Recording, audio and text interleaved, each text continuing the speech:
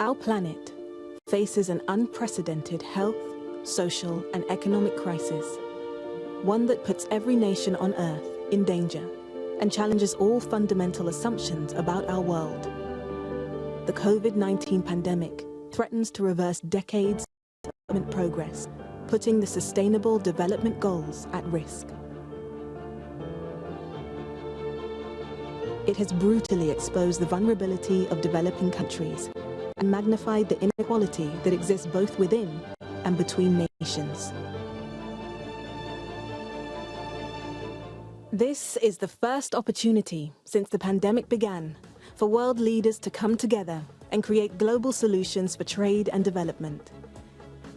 The almost 200 countries represented here have a unique opportunity to do things differently, to do things better, to make sure global trade benefits everybody equally. This is our opportunity to forge a shared destiny between developing countries and developed ones, to use technology to create better productive systems, to cut carbon emissions and give our planet another chance, to put in place effective financing for development and establish a sustainable global debt system. We have the potential to give everybody the opportunity to succeed by bridging the digital divide, improving gender equality, boosting productive capacities,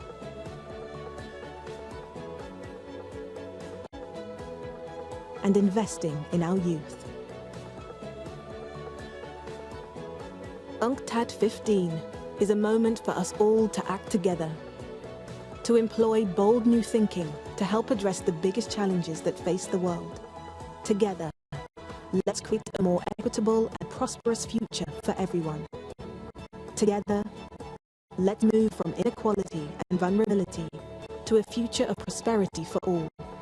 Because now, more than ever before, trade needs to work for everybody.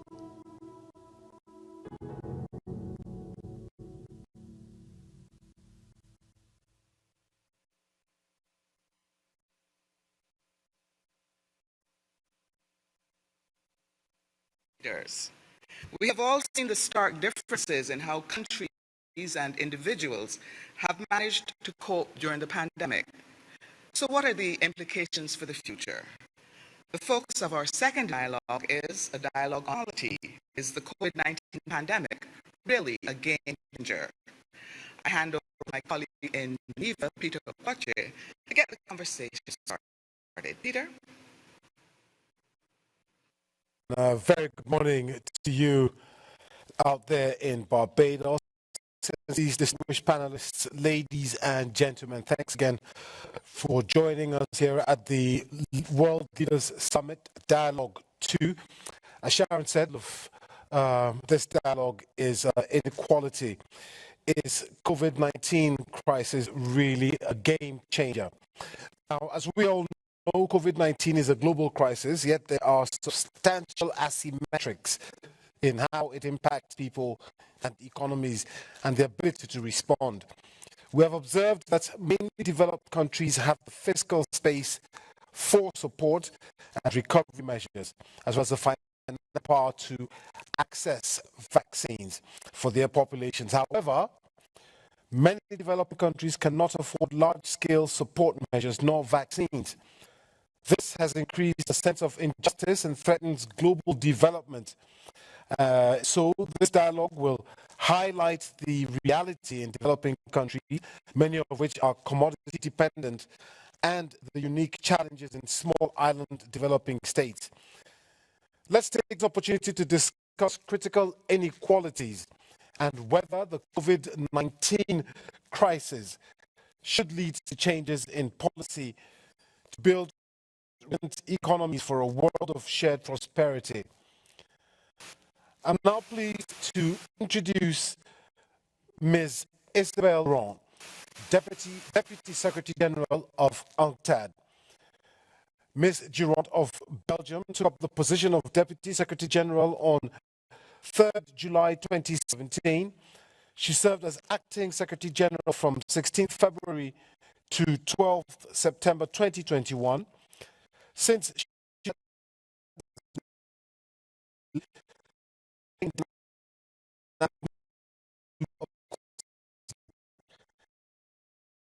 career in Belgian and European politics. She held the office of Deputy Prime Minister, Minister of Transport and Energy, and was a senator in the Belgian government. She also served as Vice President of the European Parliament and President of the European Union Council of Ministers of Transport. Ms. Giron has a wealth of experience collaborating with civil society and the private sector as well, notably as Vice President responsible for relations between the European Parliament and civil society. Ms. Giron, à vous. Thank you, Peter. Je vais parler en français. Madame la Première ministre, chère Mia, Madame la secrétaire générale du CARICOM, Madame la haute commissaire aux droits de les Nations Unies, chère Michel, Madame la directrice exécutive d'Oxfam International, Monsieur le Président de la Banque d'investissement européenne, Excellences, chers modérateurs, Mesdames et Messieurs, réduire les inégalités entre les classes, les races ou les sexes est une aspiration que la plupart des sociétés ont embrassée. Des personnes ou des leaders emblématiques, parfois au péril de leur vie ou de leur liberté, les ont fait progresser. Mais de profondes inégalités subsistent. La mondialisation s'est accélérée à la fin du siècle dernier. Elle était censée contribuer à la prospérité économique dans le monde entier. Les opportunités et privilèges dont bénéficiaient les populations du Nord devaient pouvoir bénéficier à celles du Sud. Certes, elle a fait une part du chemin, mais des inégalités criantes subsistent. La révolution numérique nous offre la possibilité d'être plus connectés et par là la promesse d'être plus inclusifs, mais aux inégalités préexistantes sont venues se greffer de nouvelles fractures numériques, celles-là. Les inégalités ne se sont pas non plus tentées d'être omniprésentes et multiformes. Elles sont tenaces, certaines nourries par des stéréotypes qui ont la peau dure. Il s'ensuit un très fort sentiment d'injustice qui s'est traduit un peu partout dans le monde ces dernières années par de nouvelles formes d'expression interconnectées. Black Lives Matter, Me Too ou les Fridays for Future de la génération climat qui interpellent tous les politiques publiques. D'autres mouvements capitalisent, voire instrumentalisent les colères, l'anxiété ou la peur de l'avenir. Mais dans les deux cas, nos institutions, nos gouvernances sont mises à l'épreuve. Comment se fait-il que nous ayons toléré pendant tout ce temps les inégalités que nous n'avons de cesse de dénoncer? La crise du Covid peut-elle enfin nous réveiller et être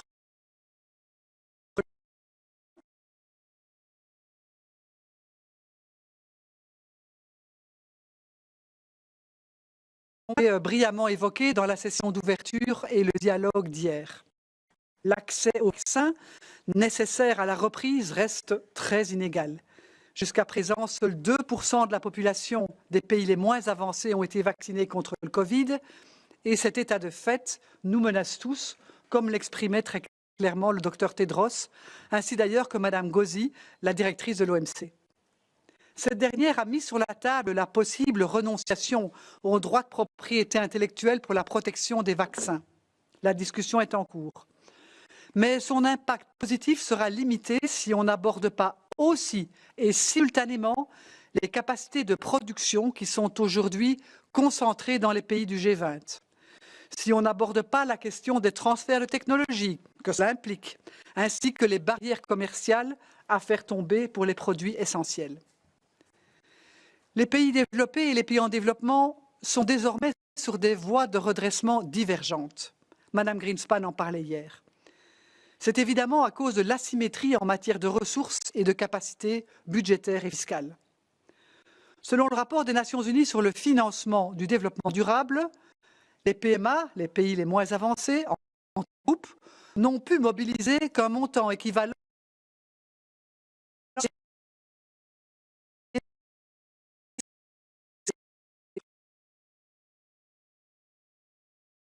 consacrée est de 15,8% du PIB, soit 7 fois plus. Il est clair que ces trajectoires divergentes, si elles ne sont pas urgemment corrigées, laisseront des centaines de millions de personnes sur le carreau. En 2020, la pandémie a fait retomber dans la pauvreté environ 120 millions de personnes dans le monde. Et selon nos estimations, pour les pays les moins avancés, au moins 32 millions sont passés sous le seuil de pauvreté. Il s'agit d'ailleurs en grande partie de ceux qui ont perdu leur activité, leur emploi, leurs revenus et ne bénéficient d'aucune ou à peu près d'aucune protection sociale. À l'autre extrémité de la répartition des revenus, la richesse de nombreux riches ou très riches a considérablement augmenté. De leur côté, les investissements ont commencé à se redresser et c'est positif. Mais ce qui est préoccupant, c'est qu'une fois encore, c'est asymétrique. Plus de 80% de la valeur des investissements de reprise se trouve dans les pays développés et ceux que nécessite le développement durable et l'adaptation au changement climatique, cruellement défendus. Le soutien aux entreprises et des conditions de travail décentes pour ceux qui y travaillent, et cela dans des chaînes de valeur réorganisées, plus régionales, plus redistributives, s'impose. Le renforcement des marchés régionaux est en effet une autre voie assez prometteuse. Et, moyennant évidemment de bonnes politiques, l'accord de libre-échange continental africain, pour ne citer que celui-là, peut offrir de nombreuses opportunités pour les quelques 1,2 milliard de personnes qui vivent sur ce continent. Enfin, comme lors de nombreuses crises précédentes, les femmes et les filles ont payé un prix bien plus élevé. Désavantagées de longue date dans les écosystèmes économiques, sociaux, financiers ou réglementaires, la crise les a frappées de manière disproportionnée. Le taux d'emploi des femmes a baissé davantage que celui des hommes et de nombreuses femmes confrontées à des charges de plus en plus lourdes ont finalement complètement quitté le marché du travail. Celles qui y sont restées ont été bien plus exposées, mobilisées dans le secteur des soins ou dans celui de la distribution. Et cette injustice commence tôt. Bien plus de filles que de garçons ont été retirées de l'école pour s'occuper de tâches domestiques. Cette dynamique aura évidemment des conséquences désastreuses à long terme. En outre, pour garantir des résultats plus inclusifs, les femmes doivent être associées à la conception des politiques et à la mise en œuvre des plans de relance au niveau national. Mais leur sous-représentation dans ces processus décisionnels est, permettez-moi de le dire, aussi injuste que absurde. La vie en ligne que nous connaissons depuis bientôt 2 ans nous a été particulièrement précieuse, encore aujourd'hui, et a ouvert de nouvelles perspectives. Mais elle a aussi révélé de façon spectaculaire la fracture numérique entre régions, pays, communautés, groupes de population. Le chantier en vue d'un usage productif des technologies et des données numériques est immense. Les données sont une nouvelle ressource, mais elles sont aussi très inégalement collectées, corrélées, transformées en valeur économique qui sert au développement. Il faut être clair, le monde de la tech n'attendra pas. Développer les infrastructures, les compétences numériques, les cadres juridiques et la régulation sont autant d'urgences pour que l'économie numérique serve le développement et non plus seulement les intérêts de quelques grands groupes privés. Enfin, les pays en développement sont en première ligne dans notre lutte contre le changement climatique. Ils en expérimentent les effets de plus en plus rapidement. Les panélistes d'hier, chefs d'État particulièrement exposés, n'ont eu de cesse de le rappeler. Car en effet, si ces impacts sont ressentis partout dans le monde, les régions tropicales et subtropicales en sont l'épicentre. En 2020, les Caraïbes ont connu les tempêtes les plus violentes jamais enregistrées. La hausse du niveau des mers, les sécheresses et les pénuries d'eau douce poussent des communautés entières à se déplacer et menacent la sécurité alimentaire. Et cela alors même que nombre de ces pays figurent parmi les moins responsables des émissions de CO2. Comme ce fut rappelé hier, les petits États insulaires en développement sont responsables de moins de 1% des émissions, mais ils sont les plus vulnérables. Ils ne sont cependant pas les seuls à payer un très lourd tribut au choix du passé. encore une asymétrie qu'il va nous falloir changer, non seulement d'ailleurs pour les générations futures, mais aussi pour celles d'aujourd'hui. Pour promouvoir une croissance plus verte et changer les indicateurs qui la mesurent, les pays doivent adapter leurs méthodes de production, investir dans des secteurs plus respectueux de l'environnement et rendre leurs infrastructures résistantes au changement climatique. Il en va de même pour la transition énergétique. Au-delà des énergies renouvelables, il est clair que la révolution technologique à l'œuvre exigera une production accrue de matières premières comme le cobalt, le lithium ou les terres rares. Mais ce qui est tout aussi clair, c'est que les préoccupations environnementales et sociales vont devoir être prises en compte tout au long de la chaîne de valeur de ces matières premières. Alors, Excellences, chers panélistes, chers amis, avons-nous atteint un point de rupture à partir duquel on peut construire différemment? Hier, notre secrétaire général, M. Guterres, a souligné la nécessité urgente d'agir sur le surendettement, tant dans les pays à faible revenu que dans les pays à revenus intermédiaires. Cela nécessite un soutien en liquidité, notamment une réaffectation des fameux droits de tir spéciaux inutilisés aux pays vulnérables. L'initiative de suspension du service de la dette du G20 est évidemment la bienvenue. Mais, comme M. Guterres l'expliquait hier, ses critères d'éligibilité et son calendrier devraient être évidemment beaucoup moins limités. Mais même adaptée, cette suspension est insuffisante et nous avons besoin d'un allègement affectif de la dette, de financement privé et de politiques efficaces de redistribution. Sans cela, les inégalités subsisteront et se renforceront. Ça n'ira pas évidemment tout seul, tant se font entendre la voix de ceux qui ont intérêt au statu quo, comme le disait très justement Mme Motley hier. Mais aucune de ces politiques n'a de chance de donner des résultats si chacune d'elles est menée isolément ou au seul niveau national. Plus que jamais, l'interconnexion des domaines d'action, autant que les interdépendances du monde, doivent guider notre feuille de route. Vous ne serez donc pas étonnés que la CNUSET appelle à un multilatéralisme plus inclusif et en réseau qui donne une voix adéquate au Sud et à sa diversité. Voilà, telles sont les réflexions que je voulais partager avec vous pour encadrer la discussion que je me réjouis évidemment de suivre avec le plus grand intérêt. Merci. Merci beaucoup, Madame Directrice.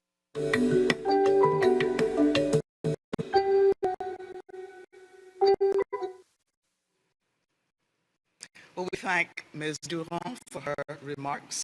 I want to tell you now who our panelists will be this morning. With me here in the studio, we have Prime Minister of Barbados, the Honourable Mia Motley, and Dr. Carla Bonnet, who is the Secretary General of the Caribbean Committee. We also have in Geneva, Ms. Michelle Bachelet, who is the United Nations Commissioner for Human Rights, Ms. Gabriela Boucher, Executive Director of Oxfam International, and Mr. Werner Hoyer, President of the European Investment Bank. So that's our panel. Peter, it's over to you. Thank you very much, Sharon, and indeed, what an interesting panel we have. It's my pleasure now to welcome our next guest and panel. Sharon said, Ms. Michelle Bachelet is the current United Nations High Commissioner for Human Rights. She was also elected the President of Chile on 2 different occasions between 2006 and 2010, and 2014 and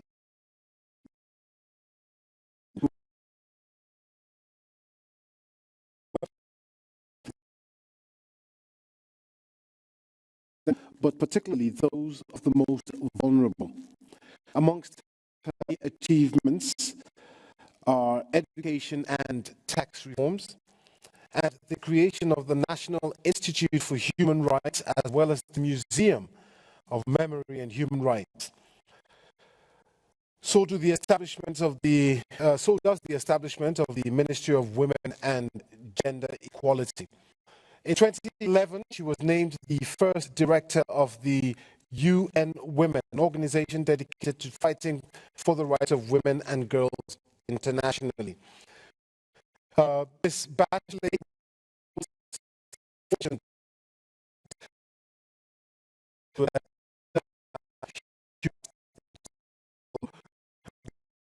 that I'm going to throw her two questions in rapid succession. Thanks for joining us, Ms. Bachelet. First question, inequality are apparent in many forms. From a human rights perspective, what inequalities have been exacerbated by this crisis that urgently need to be addressed? And has the crisis been sufficiently disruptive to lead to real change in policy to inequalities? And the second question, if you like, and I'll repeat this at the end of your first answer, how can concerns feed into global discussions and multilateral processes, such as those at the Human Rights Council and other fora serviced by Office of the High Commissioner for Human Rights? Over to Ms. Bachelet. Thank you, Peter, and all my dear panelists. Well, at the outset, I want to thank you and the government of Barbados for their invitation. It is a real honor to be able to participate and address this World Leaders Summit dialogue on inequality, because inequality is not, and non-discrimination is part of my whole life as a cause. So it has the core of my office mission and corner of the agenda to leave no one behind. Exacerbated pre-existing, intersecting structural discrimination and deep-rooted inequalities within countries and among them. And unfortunately, you asked me which one from the human rights perspective. Unfortunately, almost all of them, because it has exacerbated in some places, of course, with social and economic consequences, and of course the right to life on the health crisis, the right to a healthy environment because of the environmental crisis that is additional to COVID-19, but also, if I would say, the social and economic crisis that increased COVID, unemployment, and all those consequences. But also, inequalities are manifesting themselves in multiple forms, such as unequal access to protection and healthcare, safe water, basic sanitation or education, and all of these inequalities hamper people's full enjoyment of the human rights, especially their economic, social, and cultural rights, and the right to development. For all of these reasons, it is a health crisis. It is a social and economic crisis. We have this triple environmental crisis of climate change, pollution, and biodiversity loss. So we have an addition of all of these that are really hampering the full enjoyment of people's human rights. But I would like to mention something that it's very important to understand that even this crisis affects everyone. It affects disproportionately certain groups of people. And I'm saying this because we're talking about leaving no one behind, because we're thinking on policies that can address these inequalities. If we do that in a way that we believe that everyone has been touched in the same way, we will be maintaining people who will be even further behind. So that's why we have been calling for a human rights-based approach in terms of identify which are the main groups that have been affected. I can mention some of them that we already know: women and children, older people, people living with disabilities, people on the move, that means refugees, migrants, IDPs, LGBTI communities, and of course, people who are living with restrictions on their mobility, being like people in prisons or people in healthcare facilities, like older people, and of course as well indigenous groups or African descent minorities, ethnic minorities. So we need, when you think of policies, how to address these inequalities, we need to think not only in homogeneous policies, and just that, of course, we need to ensure social protection to everyone. We need to ensure health coverage to everyone, education. We need to look at that, but we also, for example, in education, we need to take care of the digital divide, the gender divide, to see which are the real policies that can help us to really address these inequalities. On the second part, has this crisis sufficiently disruptive to lead to a real change in policy to combat inequalities? I would love to say yes, but the truth is not yet. And I think, and Isabel was mentioning, the example of the vaccine distribution and vaccine access has been one that really shows how the world, even everybody speaks about the need of strong multilateralism, the need of collective action, the need of international cooperation is not happening yet at the level it should be. So I has cost us decades of hard-won development progress, and now we have major setbacks in many of those hard-won achievements. And if we look at the rhetoric around the pandemic, we have seen, as I said, many positive signs. But if we look at the reality on the ground, it's easy to be about whether there is the political and financial commitment to actually work. I have to say, having been in office before, I have to say something challenging and difficult to deal with. But whether away. So I think we need to continue working strongly, stopping vaccine nationalism, because I think it's a crucial test to our commitment to ending inequalities. It is a disgrace that higher income countries administer 61 times more doses per inhabitant than low income countries, according to WHO. But we also know that universal and equitable access to COVID-19 vaccine remains one of the strongest determinants of countries' ability to control the pandemic, stop human suffering, but also be able to move towards a sustainable recovery of the economy. And so we have called for I have called for the beginning recognition of COVID-19 vaccine as a global public good. And I really urge states to support the Secretary General's call for a global vaccination plan to ensure that vaccine reach 70% of the world's population by the first half of 2022. This implies sharing health technologies, data, knowledge, treatment, and flexibility in trade.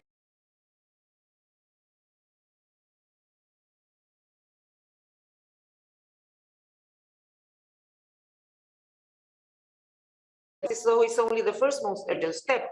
To secure real change, we need to build human economies that are really built on human rights as the fundamental level to achieve what the Secretary General has called us to review social contract that is anchored in human rights as a centerpiece of our common agenda.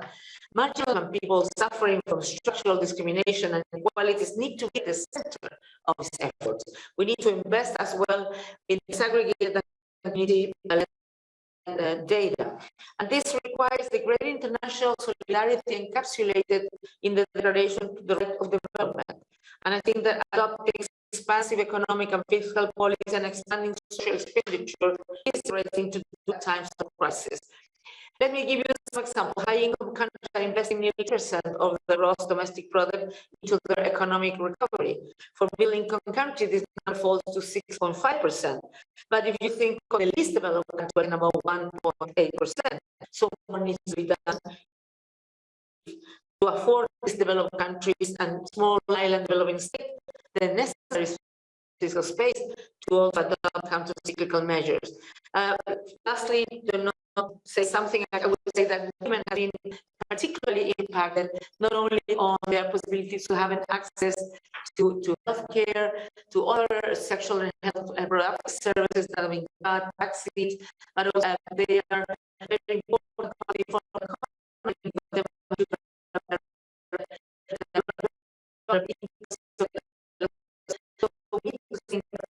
How to ensure that women are part of the solution, there is a gender responsive plan to the crisis and to the recovery.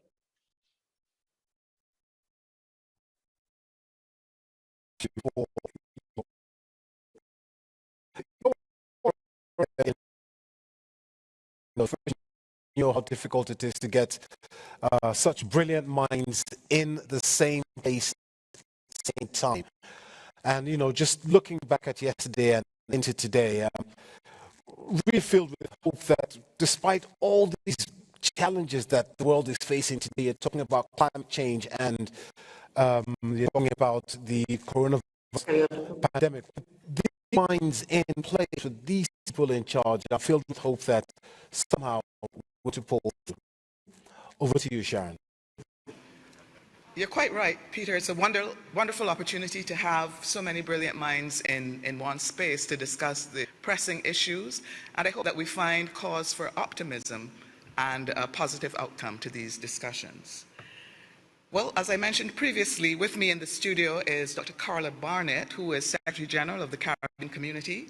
She became the first woman to hold that position when she assumed office on August 15th this year.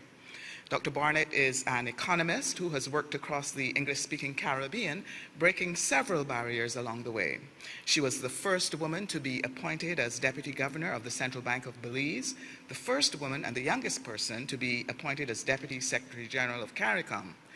Dr. Barnett is a longtime advocate for gender equality, not only because it is the right thing to do to create a more stable and equitable society, but also because she believes that gender equality is good economic policy. So, Dr. Barnett, I pose the first question to you. From your perspective, which support instruments fall short to address the particular challenges faced by small island developing states, and how can we change this to help national and regional recovery and build resilience?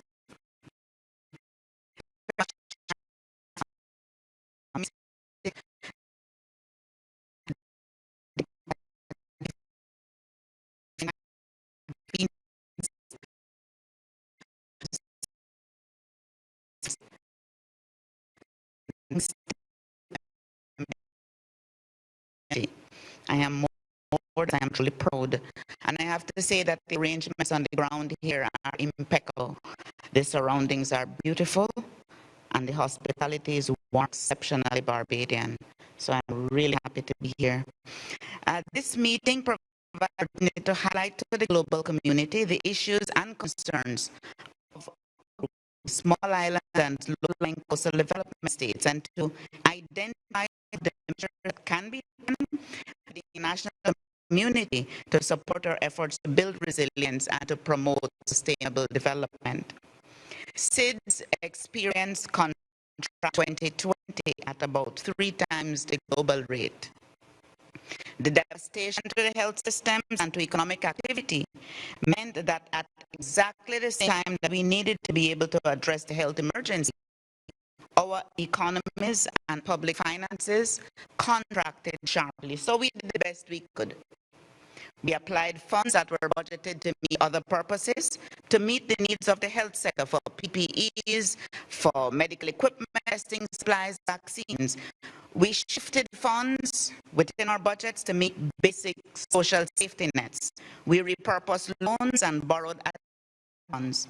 Already high debt burdens grew higher.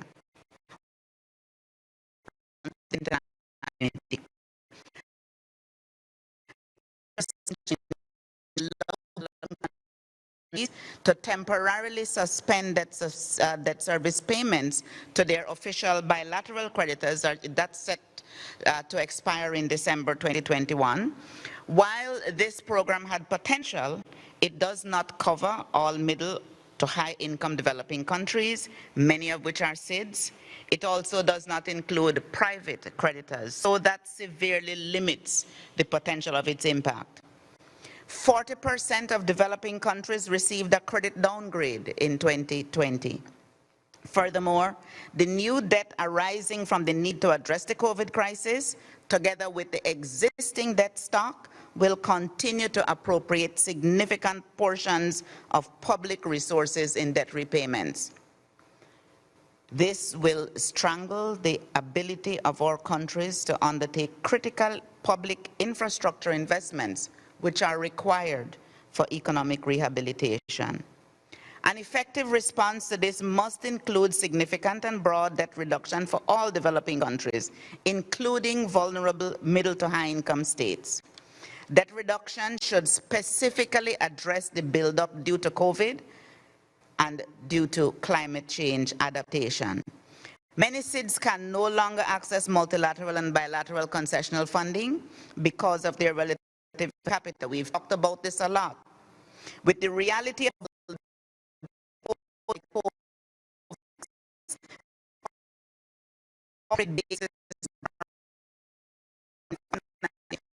takes on even greater urgency. We have to continue to press for the implementation of the multidimensional vulnerability index. We therefore call on the UN system to intensify collaboration with relevant regional institutions, particularly in the Caribbean, the Pacific, and the Indian Ocean, to make this index a reality. Additionally, we call on the IMF, the World Bank, as well as bilateral and multilateral development partners to step away from the blinders of GDP per capita and apply what we learn in Development Economics 101, that GDP per capita cannot be a measure of development, let alone sustainable development. Resource mobilization for rehabilitation, adaptation, and building resilience remains a priority for CARICOM. The new IMF SDR allocation of US $650 billion is a step towards providing additional liquidity to the global financial system. CARICOM member states are likely to receive about $17 billion, which is about 1/3 of the funding boost initially projected for the recovery of CARICOM states. The call by the IMF Managing Director for countries with strong external positions to channel some of their SDRs to countries which need them most, the pledges already made to expand the resources under the IMF's Poverty Reduction and Growth Trust, and the proposals to challenge SDRs to support structural transformation in vulnerable countries, either through the establishment of a new resilience and sustainability trust or some other form of multilateral development bank initiative. These are all welcome. However, until these new options are developed, multilateral support is on the basis of the same policy menu traditionally and funding instruments that have been used to handle economic imbalances in the past. That menu does not adequately address our inherent vulnerabilities and fragilities and will certainly be inadequate as a foundation for the design of recovery models that can build transformative and resilient economies in the face of global climate change.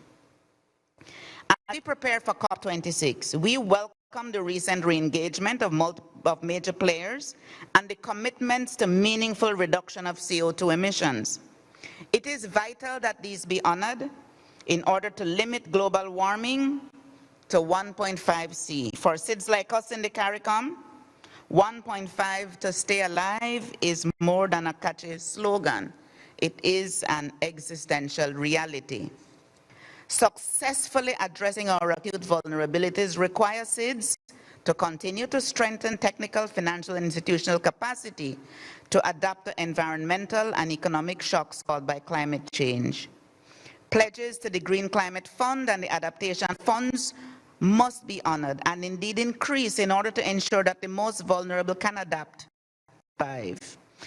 Procedures for access to these funds also need to be simplified. We therefore have to be focused on pushing COP26 to be decisive, to keep the pathways to achieving the goals of the Paris Agreement alive and translating commitments to real action on the ground. COVID-19 is indeed a game changer, but the policy landscape for building resilient economies demands a willingness to think differently, and it requires innovative and transformative actions to address global inequality and drive inclusive growth. Dr. Barnett, thank you very much for your remarks.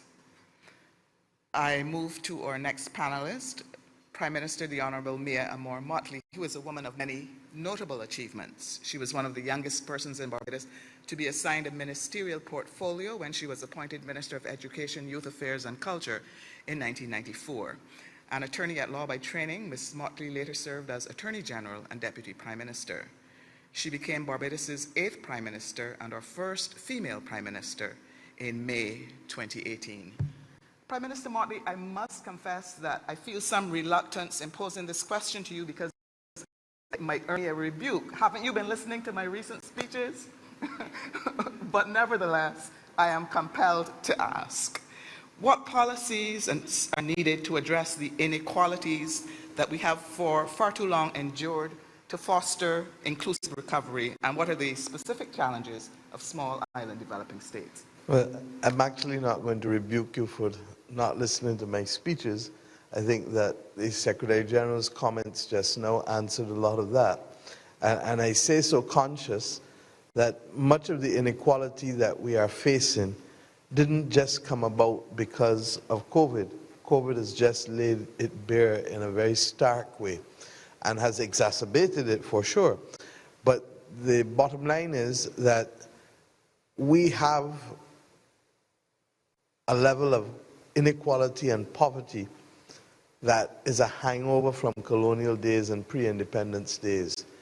And the realistic approach is such that even though we have achieved much, the truth is that the economic environment within which we've been forced to function has not necessarily given us the tools to be able to do so. And that's why you hear Dr. Barnett talking just now about not using GDP per capita as a measurement for access to concessionary funding, a recognition that much of the debt that we have undertaken as countries hasn't come because of profligacy or corruption, and even if there are examples of that, it's minuscule.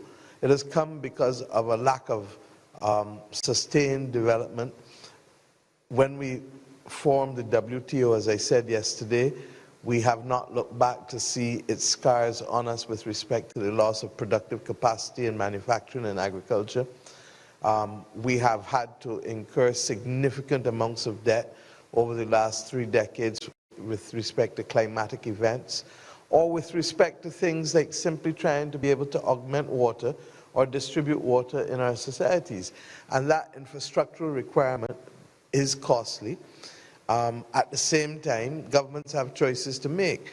And if we're spending money servicing debt, that is very expensive as compared to debt that other countries can get at very affordable rates, then that additional debt service is taken away from access, paying for education or healthcare or other critical things that are necessary to keep our people alive. What COVID-19 has done has been to exacerbate those social divisions as well. And therefore, for example, persons who are suffering traditionally from chronic NCDs, they have been really, in many instances, put at the side in the course of the last 18 to 20 months, simply because access to healthcare in most hospitals has been limited to people who have been on the front line of the pandemic. In our case here, we were able to take a decision early on to refurbish an old US naval base and literally put it as a dedicated hospital for COVID patients. And I want to thank Mr. Hoyer from the European Investment Bank, because they have agreed to come in and to do the financing with respect to that facility, which is retroactive in part, but more importantly, that the concessional framework for financing is very much there with the EIB on this loan. It's a 20-year loan. It has a 5-year moratorium, and the interest rate is, I think, 1.25%. That's the kind of developmental instrument that we need in order to be able to undertake some of the things that will reduce inequality in our societies. But I go further. I've been arguing that this event is not a normal event. It's a cataclysmic event.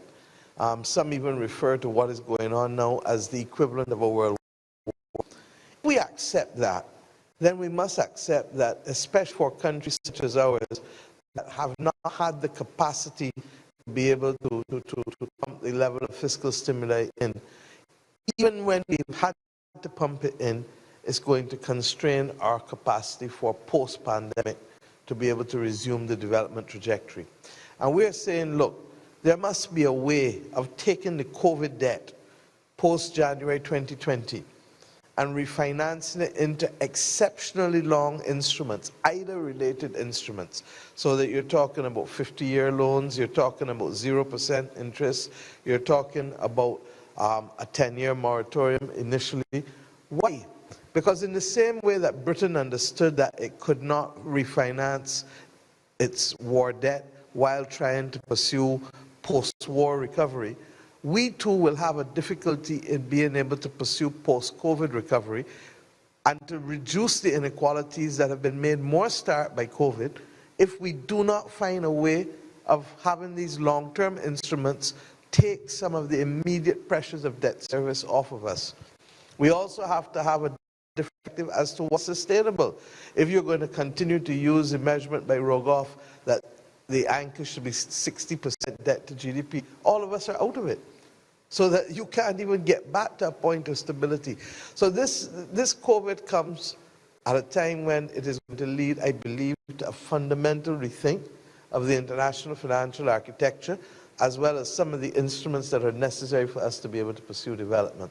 And if we don't do it, regrettably, we're going to see literally a cementing of people back into poverty at the very time that we were expecting to see movement towards the sustainable development goals.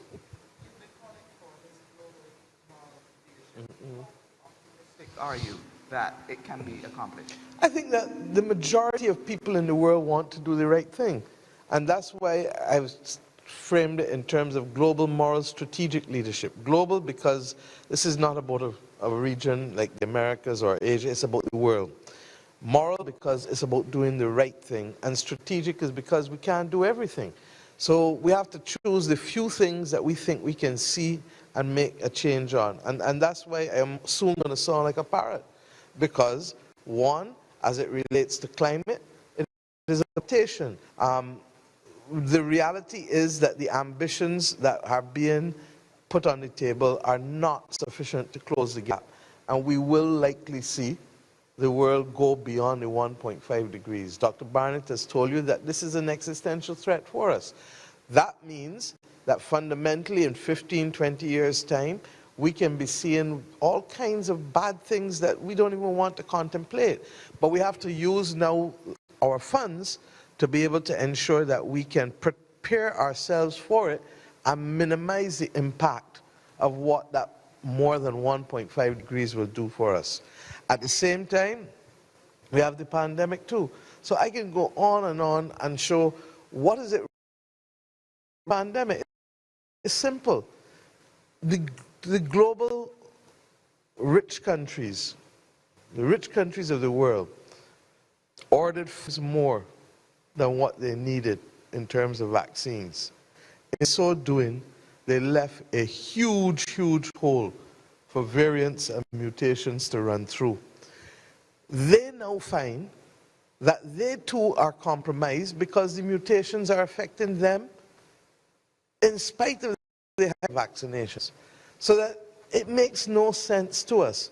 And I believe that while we may not have a unanimity, clearly, we are getting a reflection of a world that more and more is saying enough is enough. And that you cannot continue to have this kind of stark inequality, not now just at the level of people, but at the level of countries. And as I said, we talked about the SSI just now. Dr. Barnett spoke about it. The debt service suspension initiative, clearly they're going to have to look at extending it beyond December 2021. But here's the problem. It was never sufficient for the purpose for which it was intended. So therefore, even if you extend it, which you must for some countries, it has not met the needs of other countries in being able to go forward and allowing us to ease the pressure of the debt service in the pandemic when you want to be literally servicing your people instead of servicing your debt in that high way, as the Secretary General of the UN said yesterday. So I hope that we will find more and more persons recognizing that at this point in time, we need to do the right thing by the world, by the planet, and by our people. And the countries that have now to make those decisions are few. But they operate on the basis of self-protection first, which I understand in part, but self-protection is not going to carry you the journey. And we saw it, as I said, most evidently with the vaccines. Self-protection will give you an immediate feeling of comfort, but it's not going to protect you for the long run. And that's the message, perhaps more than anything. To go for the long run, we need to go together and not individually. Thank you so much, Prime Minister. Peter, with that, I turn the proceedings back over to you. Many thanks, Sharon. And one thing that stood out for me there in that little talk there by Prime Minister Motley is the fact that she says most people want to do the right thing. And it just echoes what myself and the Deputy Secretary General, Ms. Jerome, were talking about before we came on air. And, you know, it's essentially the same thing that she says, that most people want to do the right thing across the world. We just need governments to key into that fact as well. Thank you very much, Prime Minister Motley. Thank you very much, Sharon. It's now time to introduce our next panelist. Gabriela Boucher is the Executive Director of Oxfam International, a global network which fights inequality to end poverty and injustice.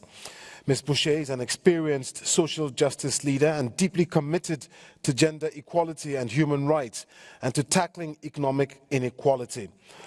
Ms. Boucher, who grew up in Cali, Colombia, is a champion for feminist leadership and believes in the power of collaboration. She worked alongside children and communities affected by Colombia's decades-long armed conflict and contributed peace building and youth active citizenship, influencing the country's approach on restorative justice for children. Now, prior to Oxfam, Ms. Boucher was the Chief Operating Officer at Plan International and led the Fundación Plan Colombia. Ms. Boucher, a question to you. The economic and social impact of the crisis have emerged quickly, but will take time to reverse. What international and national policies are needed most to reverse the adverse impacts on poverty and on economic and gender inequality? Thanks, Peter, and thank you to UNCTAD and Prime Minister Motley, the government of Barbados. It's really an honor for Oxfam to be invited here today. And Excellencies, respected guests, we believe COVID-19 can be that game changer of our generation. More than we've seen before, we clearly have the talent, the resources, and the imagination to create a far more equal world. And I like the phrase the Prime Minister Motley was saying just now, there's a possibility of global, moral, strategic leadership. And we're seeing this new kind of recognition as well, that a world in which markets rule over governments and in which GDP masks the divisions between us, in which fossil fuels are still considered harmless necessities, these frankly dangerous ideas belong to the past and not the future. And yet, for most of the world, COVID is the wrong kind of game changer. For women like Chesa, she's 32 years old, she's a migrant in Southeast Asia who fillets fish that make their way to our supermarket shelves around the world. Her income has been hit hard. She had to move into temporary accommodation and she shared it with several others. At that time, the children were asking her for money, but I quote her, she had to say, "I have nothing to send them. I had to tell them to wait a bit more." But for those at the top end of the food chain, it's another story. Business is booming, and it would take Chesa nearly 6 millennia to earn what the CEO at a top US supermarket earns on average in a year.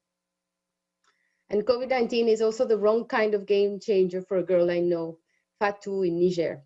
She's 15, she only had a couple of years of high school, but is a respected young leader who fights discrimination hard. But every odd is stacked against her. Sexist norms, countless hours of unrewarded care work, floods that now reach her doorstep. And poor countries like hers now face austerity imposed upon them. So the fight against inequality must be won for these women. Yet we're far from seeing the kind of action we need by most governments. Consider that billionaire wealth shot up more over the past 17 months than it has over the past 15 years, while hundreds of millions have fallen into poverty. Consider that less than 1%, so less than 1% of the 6 billion COVID-19 vaccine doses have gone to low-income countries. In a humane world, a life-saving vaccine would be something that unites us all. But in today's neoliberal world, it is an instrument of division. So I want to give us 3 practical solutions if we are to reverse this crisis in order to offer real change for people like Chesa and Fatou. First, nothing is more urgent than breaking the monopolies that are restricting vaccine supply. That's how we end the deadly pandemic. To boost supply, we must ensure that pharma transfers its technologies through the World Health Organization to qualified producers. And we must waive intellectual property rules on COVID-19 vaccines at the World Trade Organization. and end the self-defeating opposition to this by Europe, by UK, and by Germany. Oxfam has been fighting for a people's vaccine since the start of this pandemic. Oxfam stands with many developing nations, with people in countries across the world on this issue, that is the issues of our time. Second, there is no avoiding that we must rein in the extreme wealth that is fueling today's crisis. Too much income is being extracted from women like Chesa, who deserves at least a living wage. Too much is being extracted from poor countries that should be funding education for girls like Fatou, while oceans of cash is sloshing around the darkness of tax havens, as this week's shocking and brave Pandora Papers expose shows. Universal healthcare, universal education, universal social protection begin with a global fund for social protection for low-income countries. These must be the legacies of the pandemic. These are the powerful equalizers for economic and for racial and gender inequalities. Because women and girls lose opportunities most of all when healthcare and education come with a fee, not as a right. The fiscal space exists to pay for this and more. So crisis should spur bold action. After World War II, President Franklin Delano Roosevelt ensured corporations paid between 40 to 50% tax rates. And that stayed for decades. That was the social contract at the time. And that's ambition. It contrasts that with global tax negotiations taking place this year. The G7 and the OECD are pushing a 15% minimum corporate tax rate in line with tax havens. Ahead of this month's G20, we must raise our voices for at least a 25% minimum rate. And finally, let me end where I started, with hope.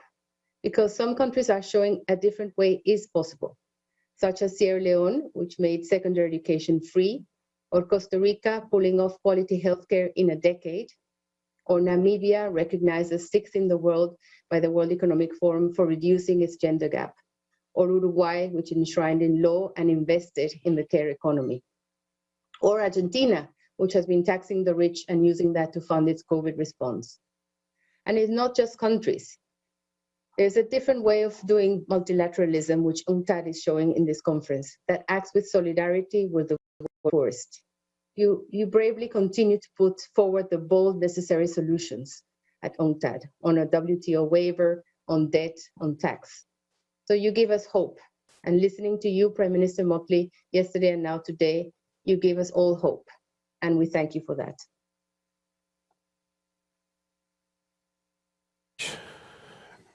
Ms. Boucher, thank you very much for your comments, and we will still hear from you a little later during this session.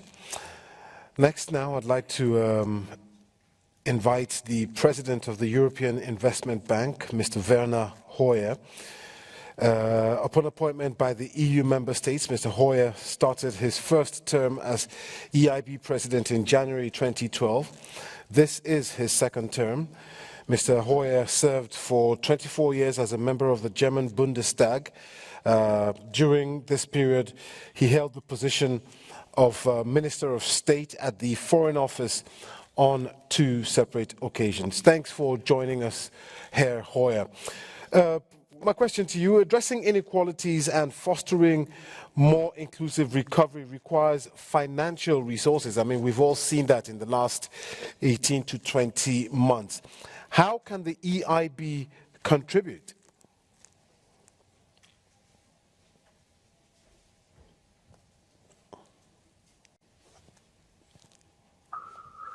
Madam Prime Minister, Mr. President, Excellencies, ladies and gentlemen, let me first thank you very much for inviting me to this exciting conference and exchange.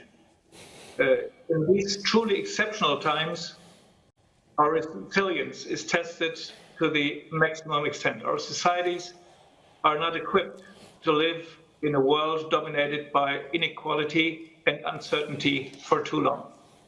Our challenge today is a test of multilateralism. Our response must be a testament to the strength of our multilateral ties. What we need is commitment and flexibility to cushion the dramatic impact of the COVID-19 crisis while being more decisive about the shared principles and long-term objectives guiding our recovery. Many of you know the European Investment Bank as the EU Climate Bank, not least as a result of our resounding no to financing fossil fuel-based energy projects. What not many of you might know is our commitment to innovation. We have the largest portfolio of innovation projects held by any multilateral development bank.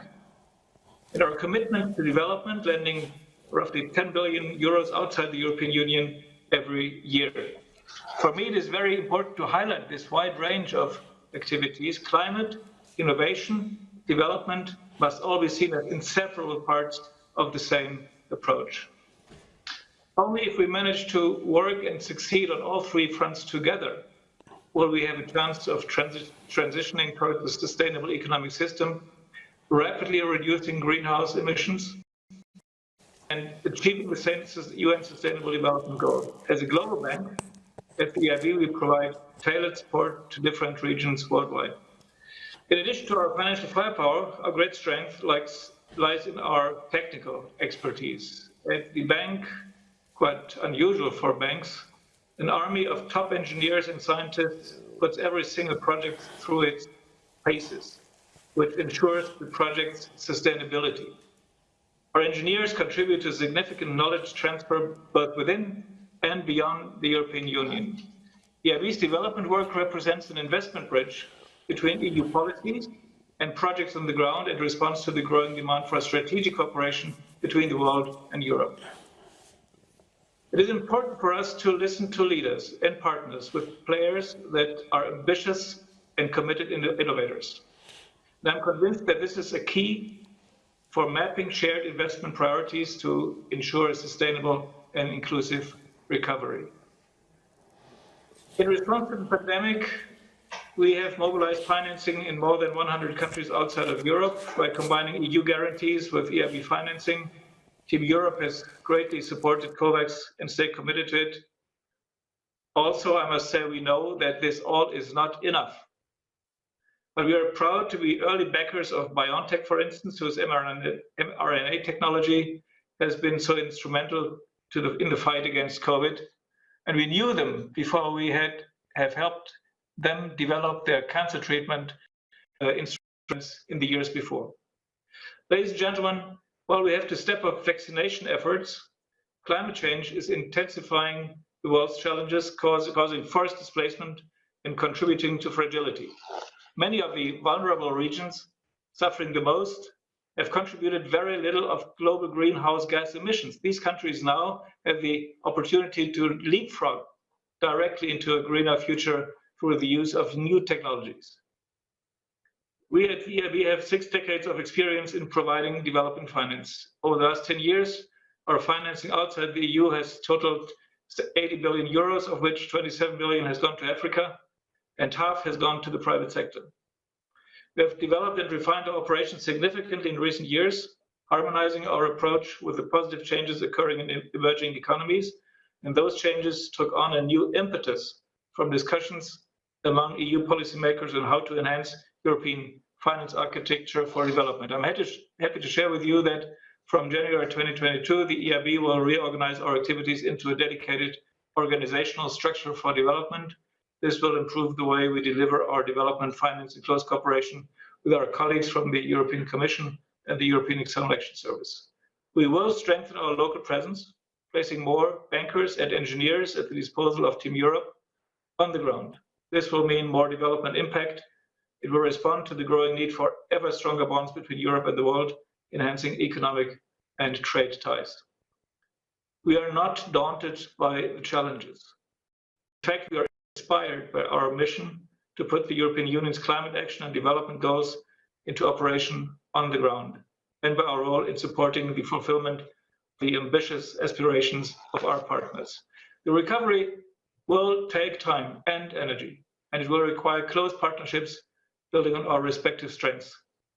We look forward to working very closely with many of the organizations participating in this exciting dialogue today. Thank you very much for your attention. Thank you very much, Herr Hoyer, for your contribution. And we shall still hear from you later on. I'm going to hand over now to my colleague Sharon in Barbados, who's going to ask you a second set of questions. Sharon.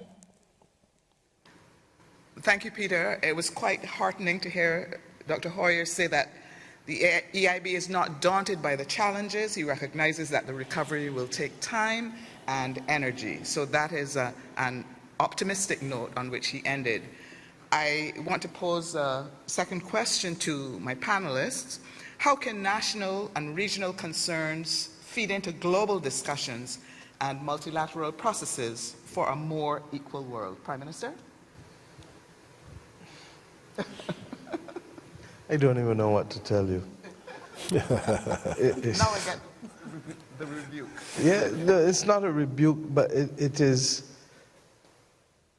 I've said, in fact, it was in Geneva when I did the Raoul Prebisch lecture, that regrettably, it seems as though too many small island developing states were invisible and seen as dispensable. That was 2 years ago when I said that. I wish I could say something different today.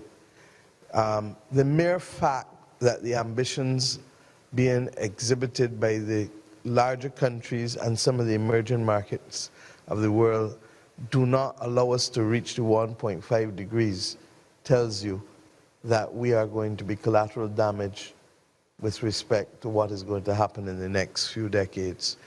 And so when you ask how do national and regional concerns feed in,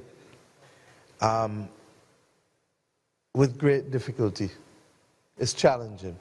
I think we've seen some movement, but the question always is it sufficient movement? And that's why I used the phrase last week about minding the gap. The gap is still going to be there on climate. The gap is still going to be there on financing that's required now and the liquidity issues that we need eased at this point in the pandemic. The gap is still there with respect to the post-pandemic situation unless we find a long-term instrument to take out the COVID-related debt and allow us to pursue the development trajectory again to the SDGs. So the question is, how do we close that gap? Regrettably, that gap can only be closed by the political will of a few. It is a man-made construct. It can be changed by man. But we are not yet in that sensitivity to the realities of others.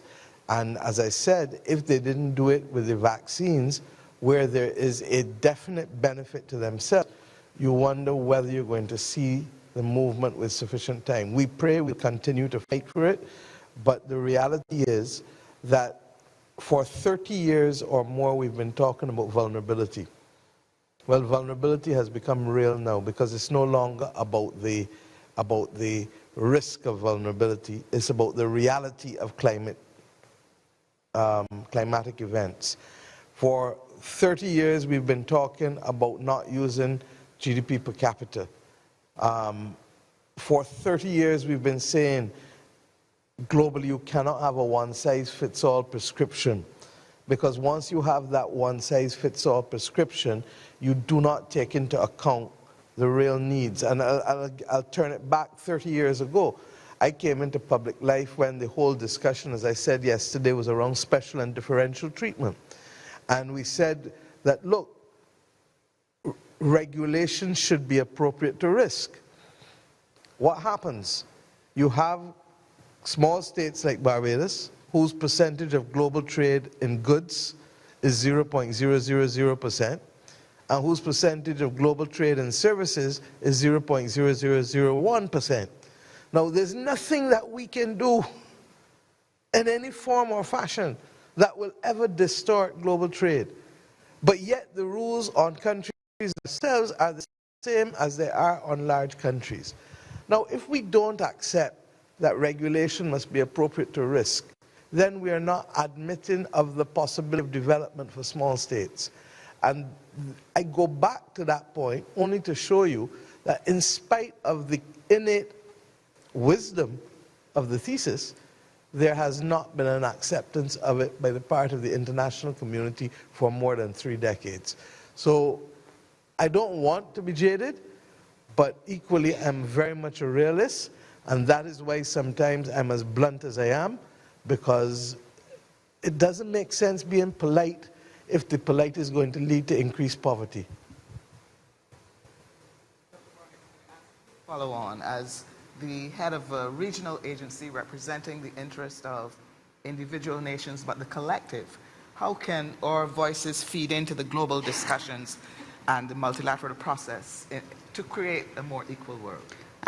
Sharon, the reality is that we are in an unequal world and we are at the other end of the spectrum, the weaker end, the smaller end, the group of countries that have traditionally been ignored. The international financial architecture in particular, coming out of World War II with the IMF, the World Bank, we didn't exist at that time. I heard PM say that the other day, and it's true. We did not exist as countries at that time. We are here now. The structures that were invented to sort through the war, those are not relevant to the problems that we're dealing with today. Let me give you an example.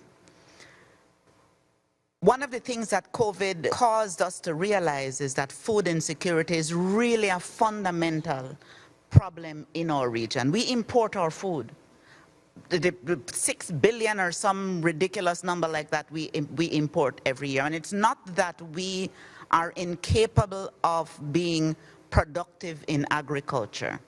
We live in a system where we as small countries are prohibited either by the programs that we're involved in with the international community, by the rules of the WTO, from subsidizing our agriculture sector. So we cannot put any significant funding into subsidizing agriculture.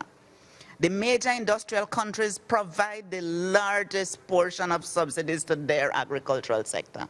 And we can't have a reasonable conversation about that because of the structure in which we live. We have to change those things. We have to really be understanding that we are questioning the way in which the international financial architecture is constructed, because it is not relevant to the problems that we are faced with right now, whether that problem is the rising poverty, that's an extreme poverty as a result of the economic contraction. For the first time since we invented the Human Development Index, we're seeing it go down. It's for the very first time, and we have to understand the implication of that. Implication that we are having poverty increase, but that poverty is increasing where poverty already exists. So we are worsening, we are making that divide significantly larger, and so we have to continue to press for it, and we have to question the very basis on which the international economic relations are structured. And if we don't know that that's what we have to do, if the other side, the big side, the rich side, don't understand that as a global arrangement, all have to survive.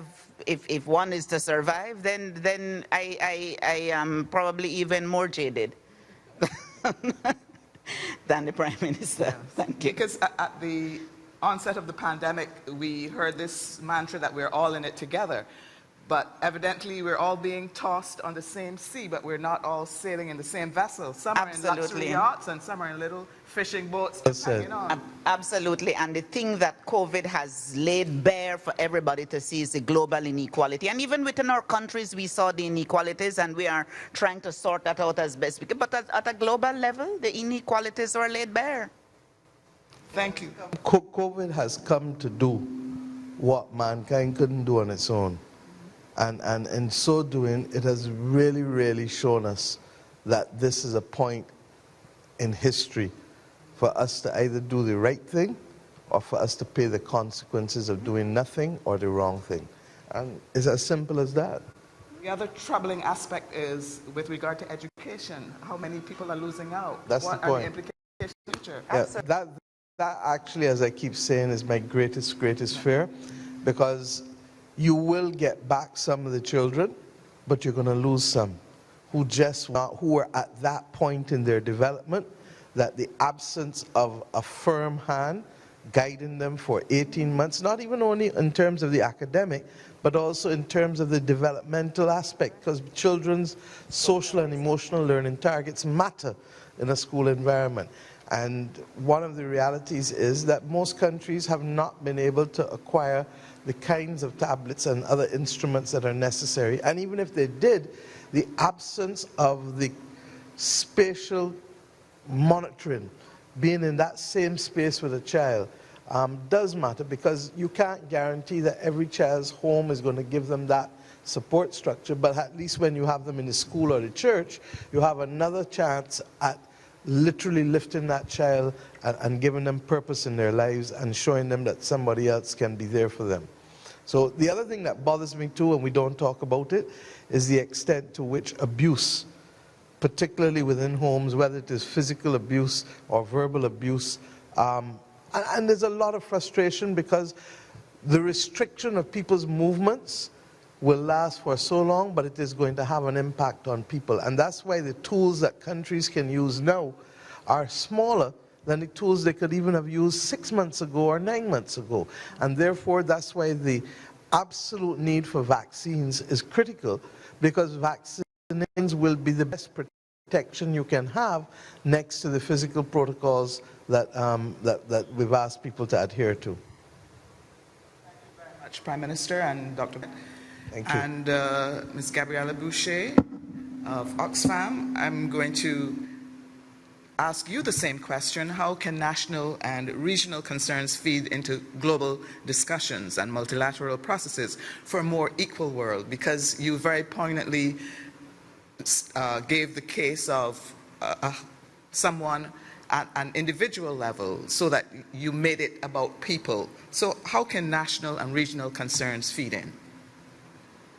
Yes, thank you very much. Yes, it's very much about people, but as the panel is saying there in Barbados, it looks as if that is forgotten in the middle of all these discussions. And we know, and I will need to emphasize again, that vaccines are at key for the world to really control the pandemic. And this has been known from the beginning. And of course, at the beginning, the main barrier was science.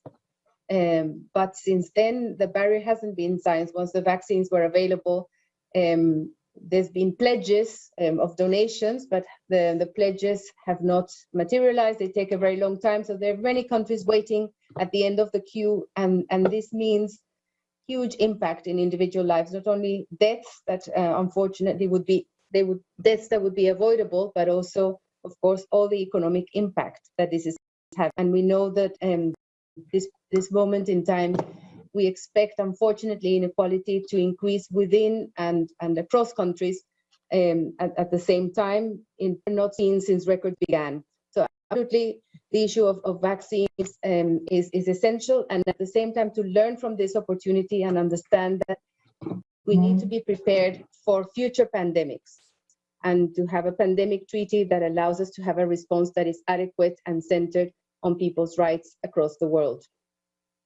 And at the same time, we need to be conscious that as we focus on this very immediate threat of the pandemic and all its consequences, we have the much bigger threat and the big catastrophe of the climate crisis.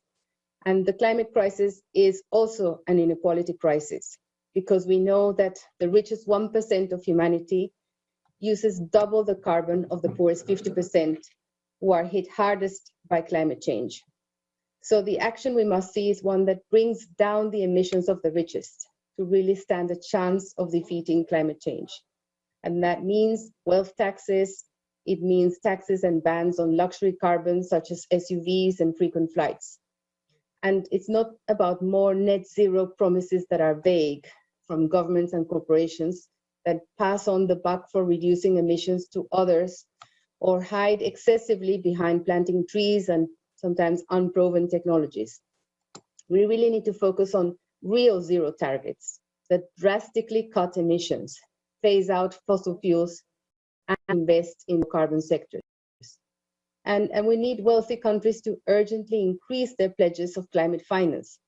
At least 50% of climate finance should be spent on adaptation by those who did the most to cut this crisis, to cause the crisis, to meet the rights of those who did the least and who are now facing the consequences.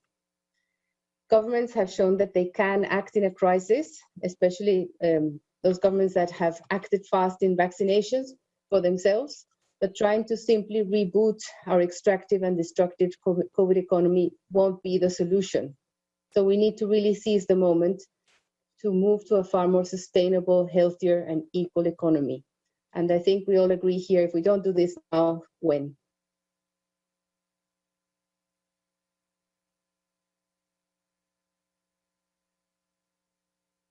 Thank you so much, Ms. Boucher.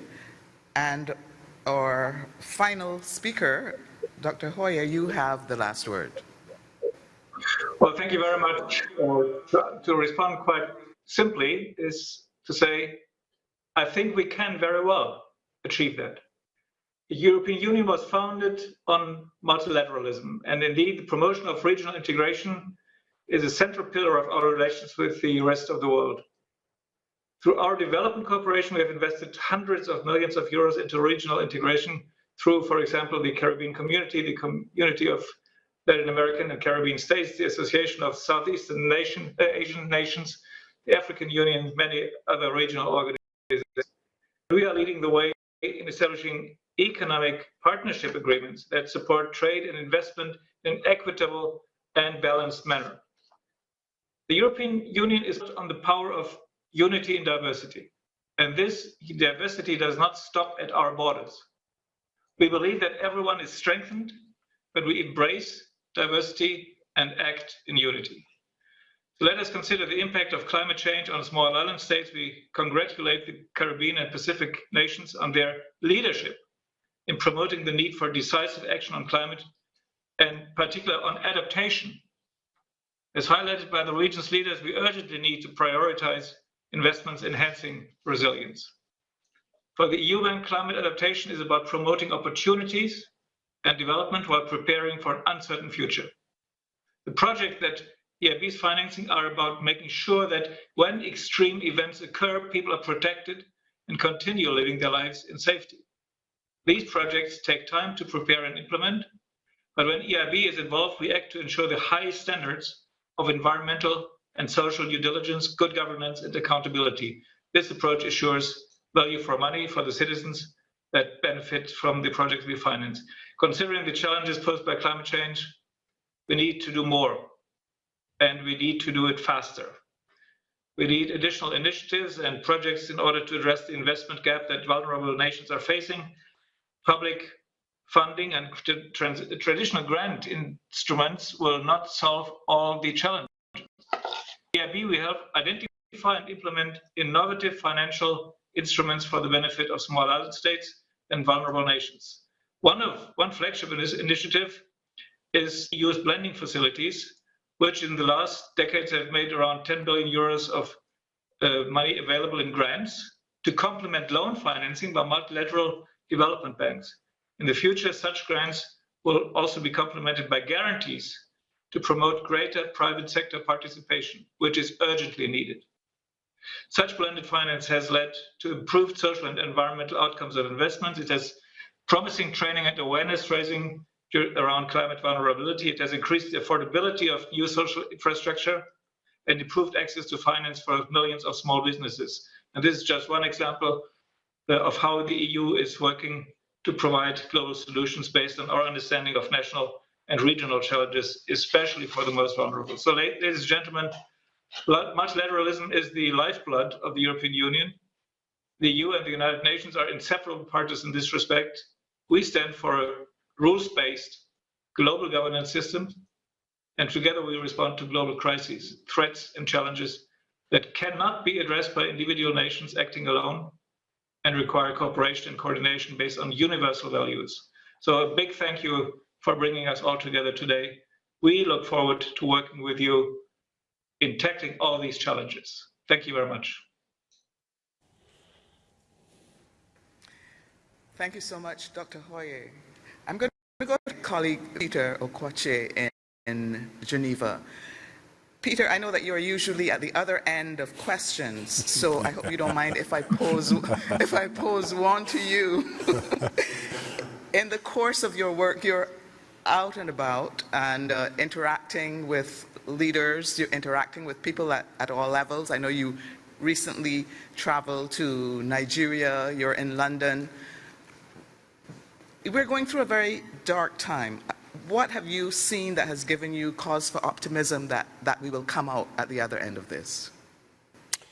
You know what, Sharon, I think it's, your question is quite apt because that's what I was just thinking about listening to our panelists now. And, you know, this curious mixture of frustration in their answers and hope on the other end. Frustration from the likes of Prime Minister Motley and Prime Minister Brown of Antigua and Barbuda when they say that the voices of small island developing states or most vulnerable states or states from the global south are not being heard, even when they're called to come and speak on the table. But then you hear some of the solutions they're proffering and you realize that these problems that we're talking about are not insurmountable. There's just this need for the will from these bigger developed nations, these bigger governments that actually are the ones who are causing most of the greenhouse gas emissions that we're talking about in relation to climate change today. I'll give you a little story about my neck of the woods where I come from, in Nigeria. In the northwest of Nigeria, a lot of people, when they talk about the northwest, and I beg your pardon, northeast of Nigeria, think about the Boko Haram insurgency, which is a fact, and it's been going on for over a decade now. But there's a lake there, it's called Lake Chad. It's bordered by 4 different African countries, so Nigeria, Niger, Chad, and Cameroon. It's the biggest lake, or it was the biggest lake in East and West Africa. But since 1963, and this is research that completely boggles the mind, the lake has been reduced by 93%. And I was talking to a climatologist a couple of weeks ago who said, listen, that is one of the reasons why they're having an insurgency, because that lake used to provide food for people around there. People could go there, fish, sell their fish not only in their community, but move it to the rest of the countries. That is no longer happening. The governments cannot even afford to put anything else in place. So these people are frustrated, and when other people come with enticements like guns and a little bit of money and say, let's fight the government that is not doing anything for us, they pick up these guns. Now, this is not the only reason behind Boko Haram, but according to this climatologist, this is a major reason. And also in this region of West Africa that I'm talking about, the Sahara Desert is encroaching every single year across several countries in the size of where we are right now, Geneva. That's 4 or 5 countries that are being encroached upon the size of Geneva every single year. Now, if climate change is not a problem, then I'm not quite sure what is. I won't even go into the coronavirus pandemic because we'll just go on and on.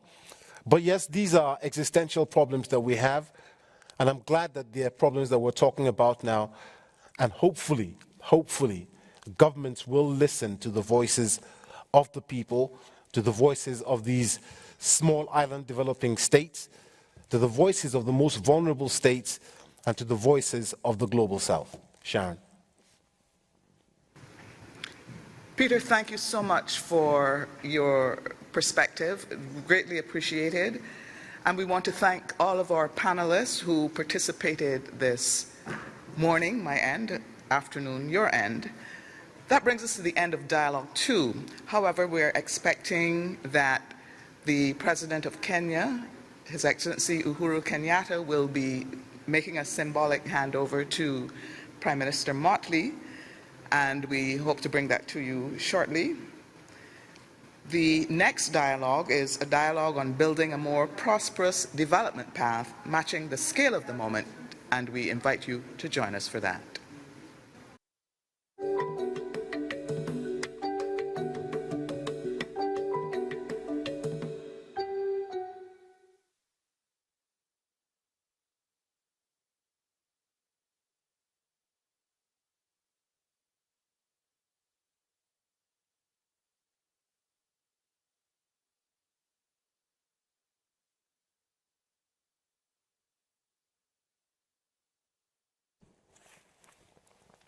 Thank you for joining us again for Dialogue 3 for this 15th quadrennial conference of the United Nations Conference on Trade and Development. Our topic this time around is building a more prosperous development path, matching the scale of the moment.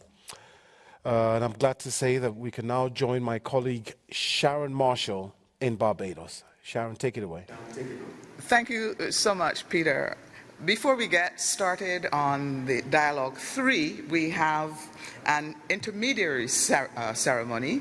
As you would have heard at the opening ceremony, President of Kenya, His Excellency Uhuru Kenyatta, was not able to be in Barbados for the opening ceremony. However, he's here now and is making his way to the platform with Prime Minister Mia Mottley, and there's going to be a brief ceremony where he hands over. As you know, Kenya hosted UNCTAD 14 and assumed the presidency of UNCTAD. So, in a show of the official handover, President Kenyatta is here. He will make brief remarks, and then he will officially hand over to the incoming president of UNCTAD, Prime Minister Mia Mottley. So with that, I invite you, President Kenyatta, to give your opening remarks. And we have here with us the Secretary General of UNCTAD, Ms. Rebecca Greenspan, who is witnessing this ceremony. So welcome, sir. Welcome, ladies, once more. President Kenyatta. Thank you.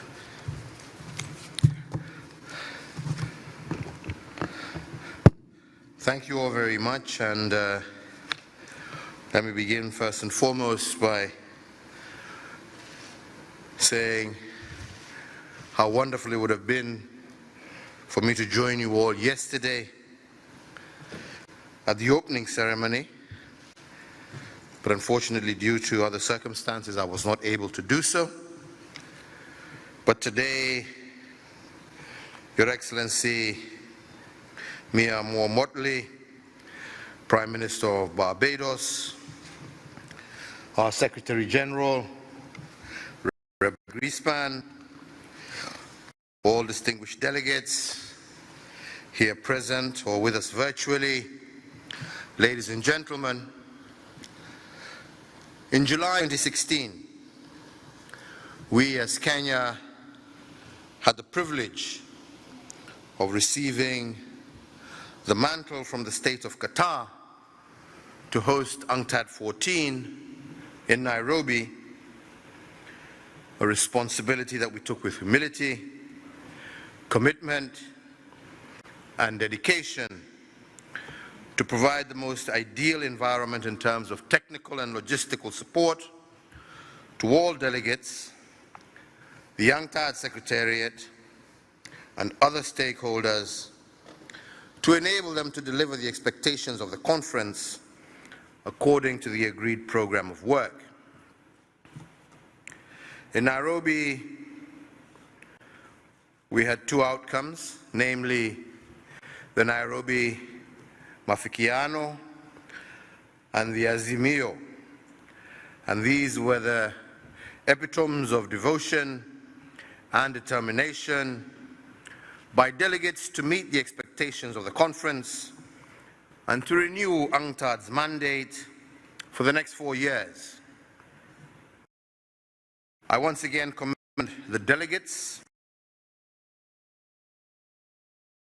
for working tirelessly to produce an outcome that has supported UNCTAD's primary purpose of assisting developing countries to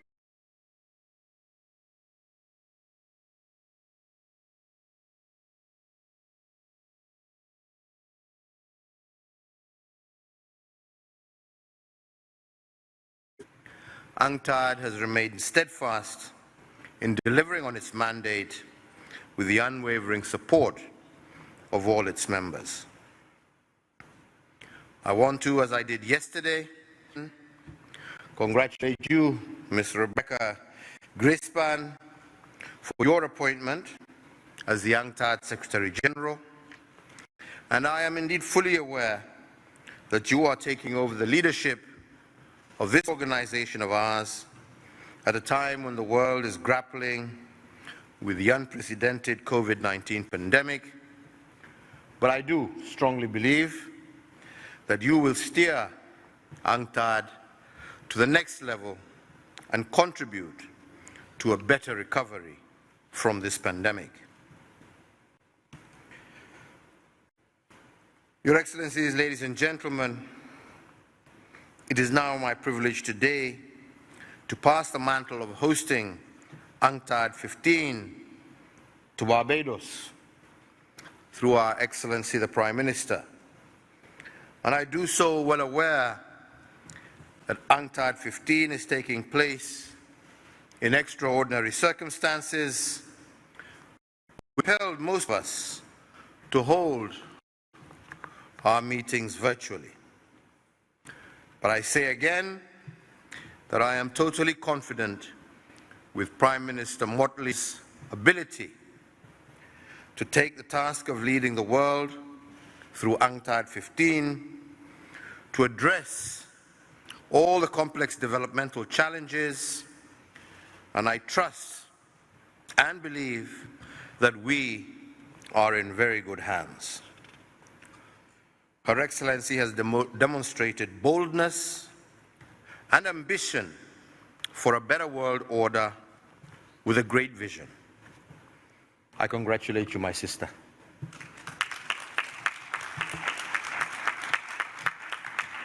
And I wish you and Barbados the best as you host this 15th session and as you host this 15th session and as you hold fort until the 16th session. Kenya, as always, stands ready and willing to support Barbados in whatever way we can to ensure that the conference is a success. So with those few remarks, it is now my pleasure to hand over the baton of UNCTAD 15 to my dear sister.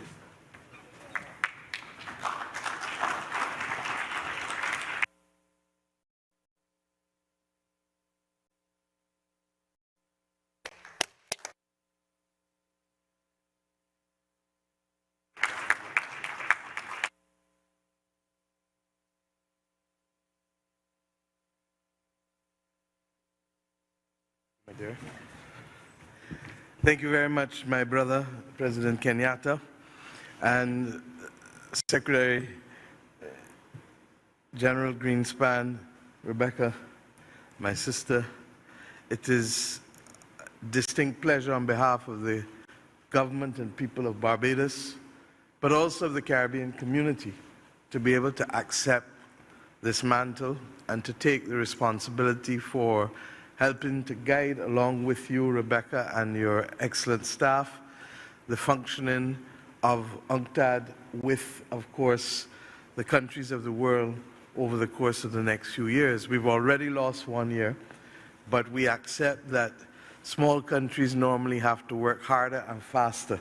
So we will make the destination of 2024, when this great organization celebrates its diamond anniversary, the 60th anniversary in 2024. I also accept this, conscious that I do so from a region that has already had a distinguished legacy in development. And I stand, therefore, not just on our shoulders here today with the issues that we have, but conscious that persons like Alistair McTair and Sir Srinath Ramphal, Lloyd Best, and George Beckford, and I can go on and on with the names that have become associated with development economics, not just in the Caribbean, but globally. And therefore, it is to this new generation to also show that we are as equal to the task at this particular juncture of the world's affairs, when so much seems to be going so wrong. We believe that the issues in many instances, can be met by judicious policies and fairness and equity and opportunity. But we also recognize that as easy as it is to say so, it is that much harder to persuade all of that. And to that extent, therefore, in the same way that this organization has done great work that eventually has come to be embraced as norms, that we hope that over the course of the next 3 years, we can, through the Bridgetown Covenant, as well as the Spirit of Speightstown, which is the political declaration, that we will be able to have an impact on the conduct of development and trade across the global community. And to that extent, therefore, I look forward to working with you. I'm happy that our sister, the Secretary General of CARICOM, is also here, because, as I said, we do this not just as Barbados, but as the Caribbean community, because our commitment to engage the world not as a singular territory, but as a community that has, in all respects, faced similar circumstances, trials and tribulations and opportunities. So thank you very much, and we look forward to working with all of you. And before I sit, I really want to thank not just the organizers in Barbados and Geneva, but the producers and everything, because the last 2 days are proven to be a ground breaker and a change in how things can be done globally for effective communication and conferences. And the hybrid approach, which allows us still to have a few to hug while having many to speak across the virtual atmosphere, is working well. I do not take it for granted how difficult and complex an exercise this is, and I really want to thank all of you, and Sharon, you and Peter in particular, for. Thank you very much.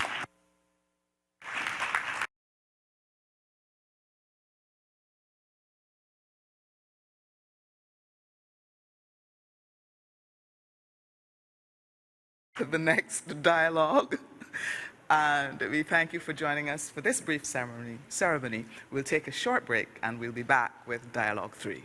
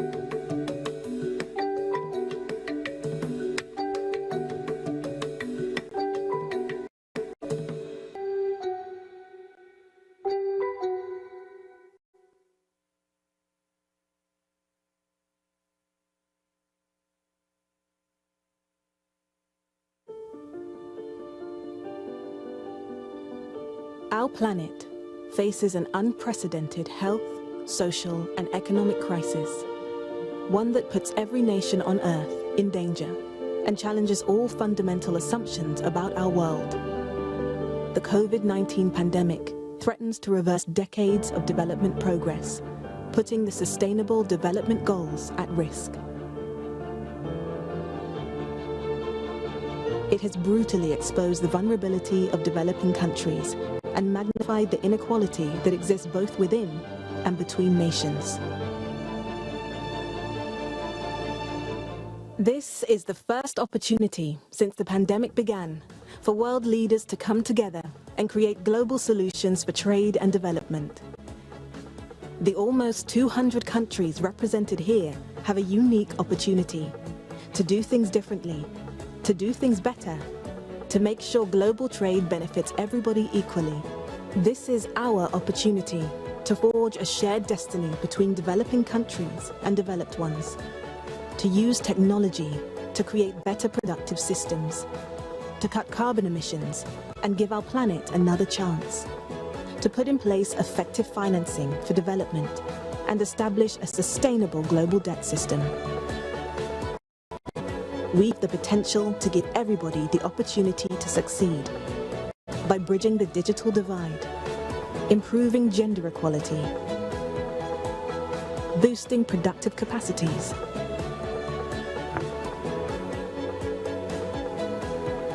and investing in our youth. UNCTAD 15 is a moment for us all to act together, to employ bold new thinking to help address the biggest challenges that face the world. Together, let's create a more equitable and prosperous future for everyone. Together, let's move from inequality and vulnerability to a future of prosperity for all. Because now, more than ever before, trade needs to work for everybody.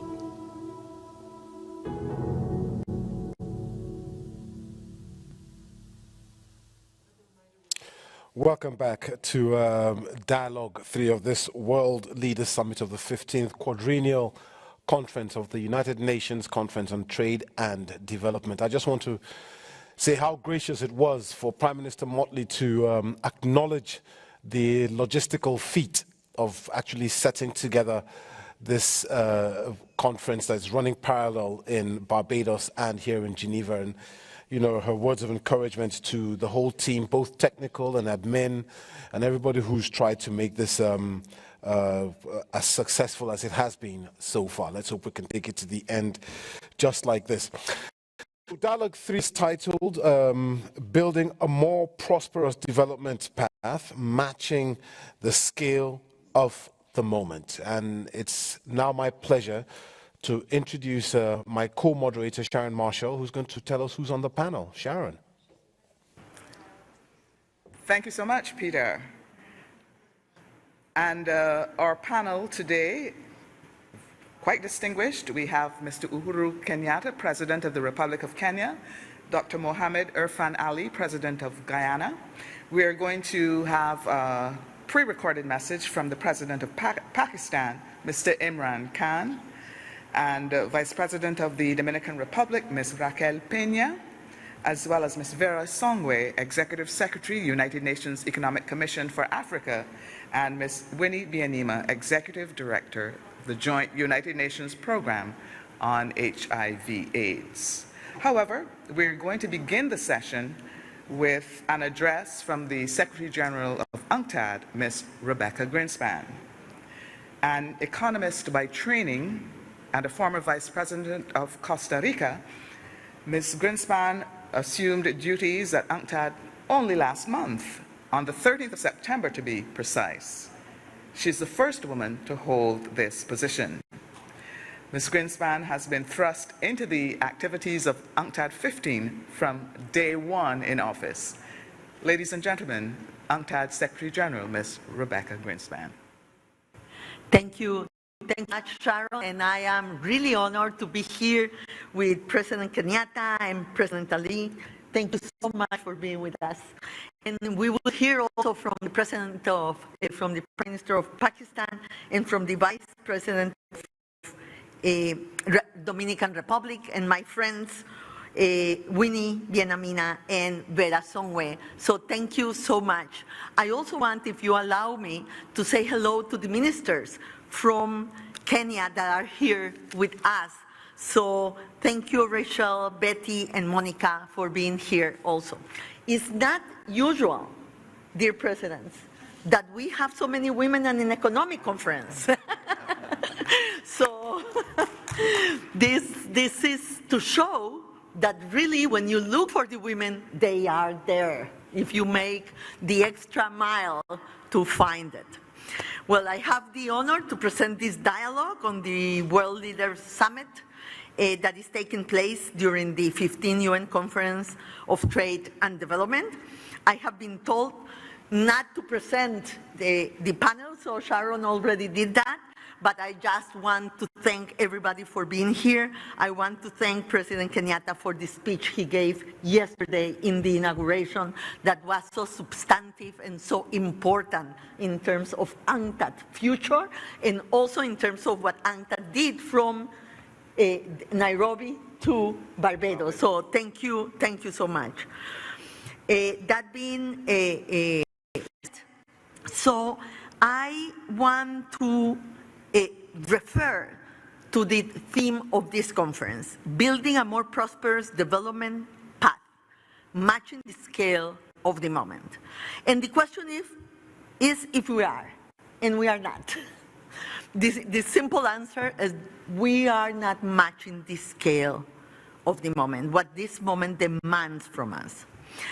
The COVID-19 pandemic has claimed almost 5 million lives so far, and this number is most likely to be an underestimate. The pandemic has brought to the surface the main problems that we are facing in the world. And I would say that if you want to cluster them, I would refer to two main problems. First, the inequalities that are rampant in our countries and our international global space. And I refer to inequalities, not only to inequality, because there are many of them that intersect, that interact, and makes development more difficult. The second is our lack of capacity to act collectively. And because of these two, our incapacity to act collectively and the inequalities that are rampant in the world, we are facing the deepest economic recession in more than 100 years, greatly disrupting international trading, monetary and financial system in the process, taking more than 120 million people again into poverty. So the hard-won progress of the last decades were lost in 1 year. And many countries were back 2 decades, not only one. And we are on the risk of facing another lost decade in the future. So when we look at the recovery, we see that we are in divergent paths, with developing countries vaccinating at rates and being able to put packages to protect their people at rates that are only a fraction of the developed world. And when we look at what are the two main reasons for this divergent recovery, and I want to stress this because I am afraid, dear President, dear members of the panel, that because the world is recovering in average at a very high rate, they will forget about us. Because, you know, the problem with averages is that when you are in an unequal world, average hide more than they reveal. And that is what's happening. We are expecting 5.3% growth in the world economy, but our countries in the developing world are just below that rate in many, with sluggish rates in many countries. And two main reasons for that are vaccination and financing. First, vaccination and the universal access to vaccine has not happened. And it's true that we have many promises But you know, it's like a song in Spanish. You always tell me yes, but you don't tell me when. And when is what is important for us. You know that COVAX this year has it decreased their target in vaccination 25%, decrease, because they don't have enough vaccines for the rest of the world. We know that many of the donations that we are receiving that are very important, and thank you for that, but they are coming too close to the expiration date. And many times we don't have time to put the logistics and be able to do the vaccination efficiently. And now that the developed world is discussing, in some instances, the third doses, we are not started with the first one to the majority of the population of the world. LDCs have vaccinated only 2% of their population. So vaccines, the universal access, the trade disruption, the trade restrictions that we saw at the beginning of this pandemic is one of the main obstacles that we have to face. And now that we are going towards MC12 at WHO, those are the things that we have to discuss. The waiver of intellectual property on vaccines. Not because it's a panacea, it is not, but it's a good signal to the world. And we know technology transfer, knowledge transfer, and capacity building to be able to have more production in the world. But at least the signal that we are willing to put people first will be a very important signal for the world. My second point is financing. And with the financial system, we have to say that we are glad that the IMF took the decision to emit 650,000 billions in special drawing rights. You know that the special drawing rights was an idea of UNCTAD. Yeah. But the thing for us is double. First, is good, but not good enough. Only Europe put a package forward of 750,000 billions for only the European countries. And we have 650,000 billion for the whole world. So it's not enough. It's good, but not enough. But the second problem is the distribution. 40% goes to the G7 countries. And they don't need the SDRs. And we want that those SDRs will be used for development. How do we make the link? So there is a discussion to put more money of these SDRs in the PRGT, that is for the poor countries. But what about the middle countries? The so-called middle-income countries? We need different facilities. There is a discussion to make a facility for resilience and climate change. Very good. But we also need money in the development banks, because we need to do the investments in health, in education, in social protection, in security, in diversification of our economies. And that is not happening. That link is not happening. And we have, and Vera's always with us, and she has a whole proposal of the liquidity facility for the countries to be able to go to the markets better. And that is not happening. So we have to push this envelope. We have to push for the solutions not to be too little, too late. Because when that happens, and I said this yesterday, dear presidents, dear friends, in the inauguration, when that happens, we lose a decade. You know, I was in government already when we had the big crisis in Latin America, the debt crisis of the 80s. And we said at the beginning, if we won't have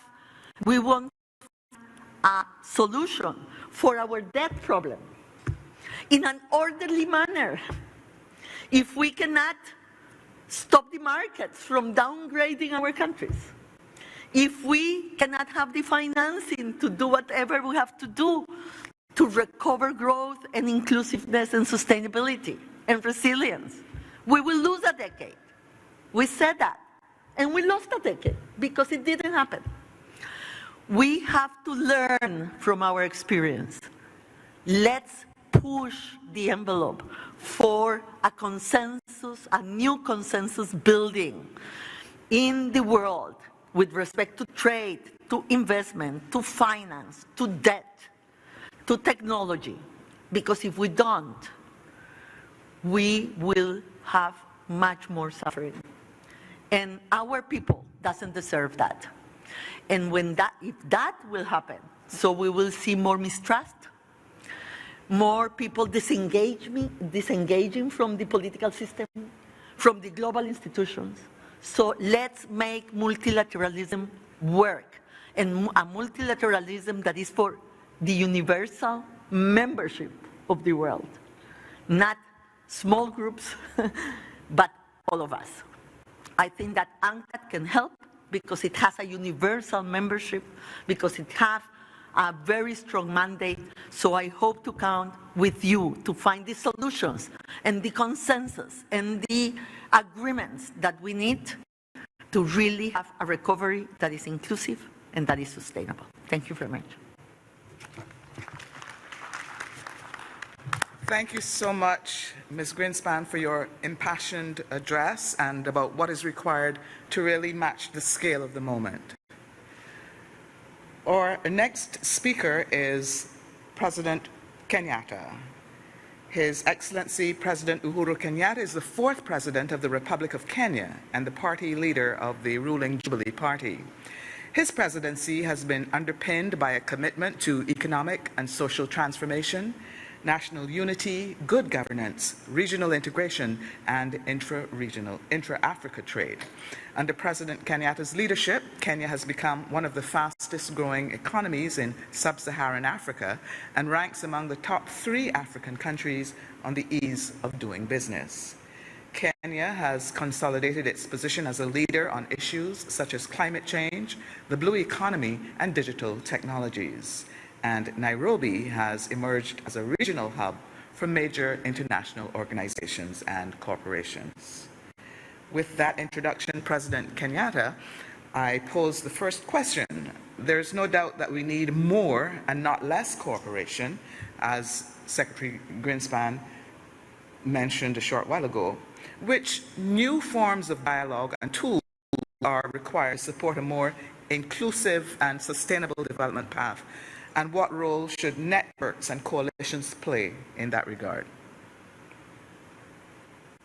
Thank you very much, moderator, for that. And let me begin by saying I could not but agree more with what our Secretary General has just said in her statement, that without doubt the key issues are primarily inequality, and not only inequality between nations, but even inequality within nations. And to also say that the multilateral system seems to have been good when the developing world, or the developed world, was taking full advantage of integrated global markets. But what we see today, unfortunately, is a decline in multilateralism when they have achieved their objectives and when we in the developing world are seeking to achieve ours.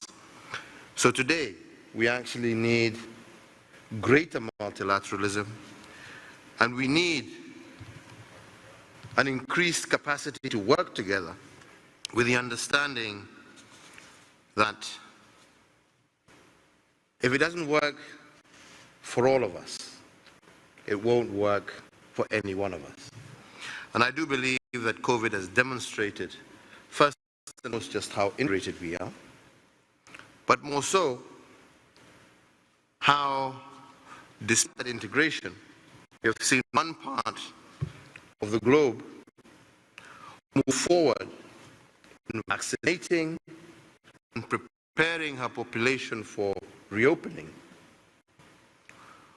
while the bulk of the populations in the world living in developing countries are seemingly being left behind because they have not been vaccinated.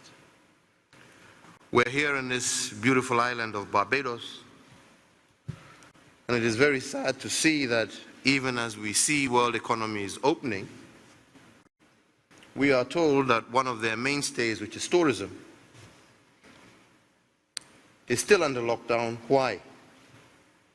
Because of lack of access to vaccines which have been made available to others across the world. And let us say that when COVAX was put together, it was to guarantee fair, equitable access to vaccines for every country in the world. This has not been the case.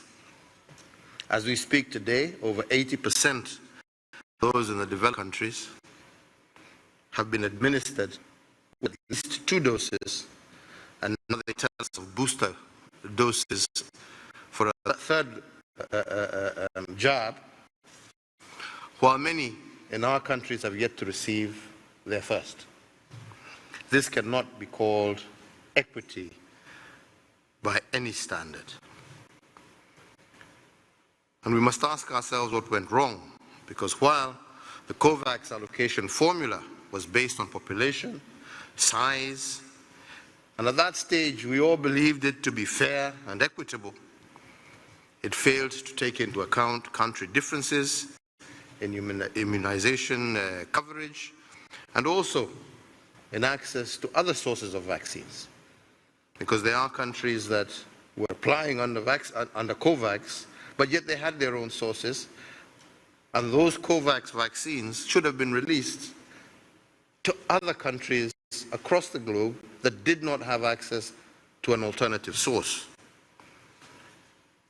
So we need to really look at this and ask ourselves whether global is working for all of us or whether it's actually just working for a few.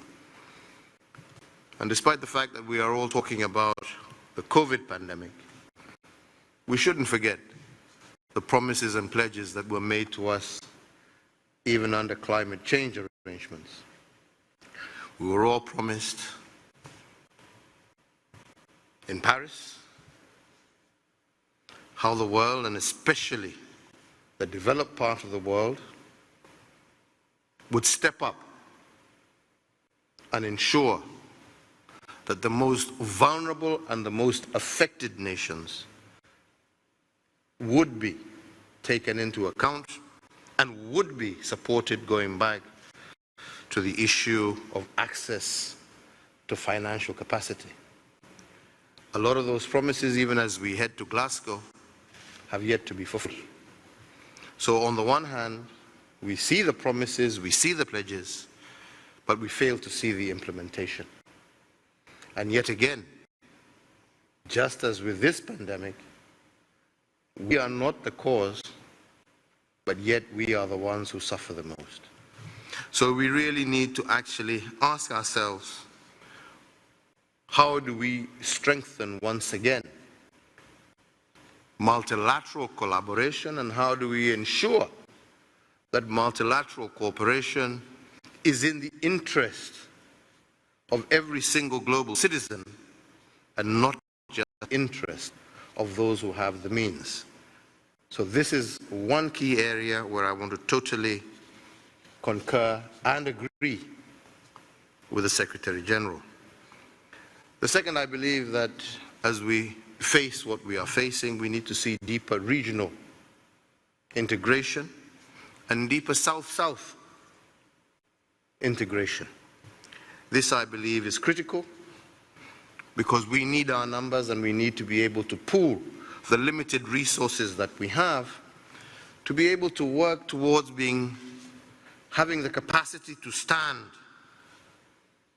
to protect and to defend our interests together, and that our voice is much stronger when we are together. And this is something that, as the President in office, especially of the Organization of African, Caribbean and Pacific States, we are trying to pursue. Together we have a stronger voice than we do individually. Together we have the capacity to get our issues heard. Together our voice is much stronger in multilateral organizations across to be able to get our message through. And such cooperation will help our own economies be able to bolster and do better. We saw that when, as a continent in Africa, we came together to develop a mechanism to support each other during the COVID pandemic. As a result of that, we also worked together with CARICOM to bring them together and to make them part of us as we all went to face the challenge of access to vaccines. And we found that our voice was indeed much more stronger and more powerful when we were together. So this deepening of regional cooperation, deepening of South-South cooperation is equally just as an important agenda. I think the next thing is the strengthening of our private sector and the involvement of our private sector in our engagements and in our activities. As we have seen also in the developed world, it is the private sector that was at the vanguard of developing vaccines. We need to strengthen and to give feet to our private sectors and to create an enabling environment for them to thrive so that the future vaccines of tomorrow will be developed in our regions and give ourselves greater capacity. So I also believe working together to strengthen our private sectors, to give them more meat and greater ability by integrating our markets, improving trade ties between our various regions. I believe this also is going to be critical in giving ourselves the capacity to face future global challenges by deepening the impact and the role of private sector in our respective economies and regions. So lastly, just in conclusion, I want to just say that in all forms of cooperation, the key is to strengthen our voice. And our voice can only be strengthened by pulling together and coming together. But also within our respective societies by strengthening the voice of our women, of our youth, so that we also bridge the inequality that exists within nations. So the key to cooperation is just to strengthen voices. Voices of our respective countries as we face the rest of the world by coming together, and within countries by strengthening the voice of those more vulnerable groups, women and youth, to also ensure that we bring an end to in-country inequality as we tackle global inequality as well. Thank you very much.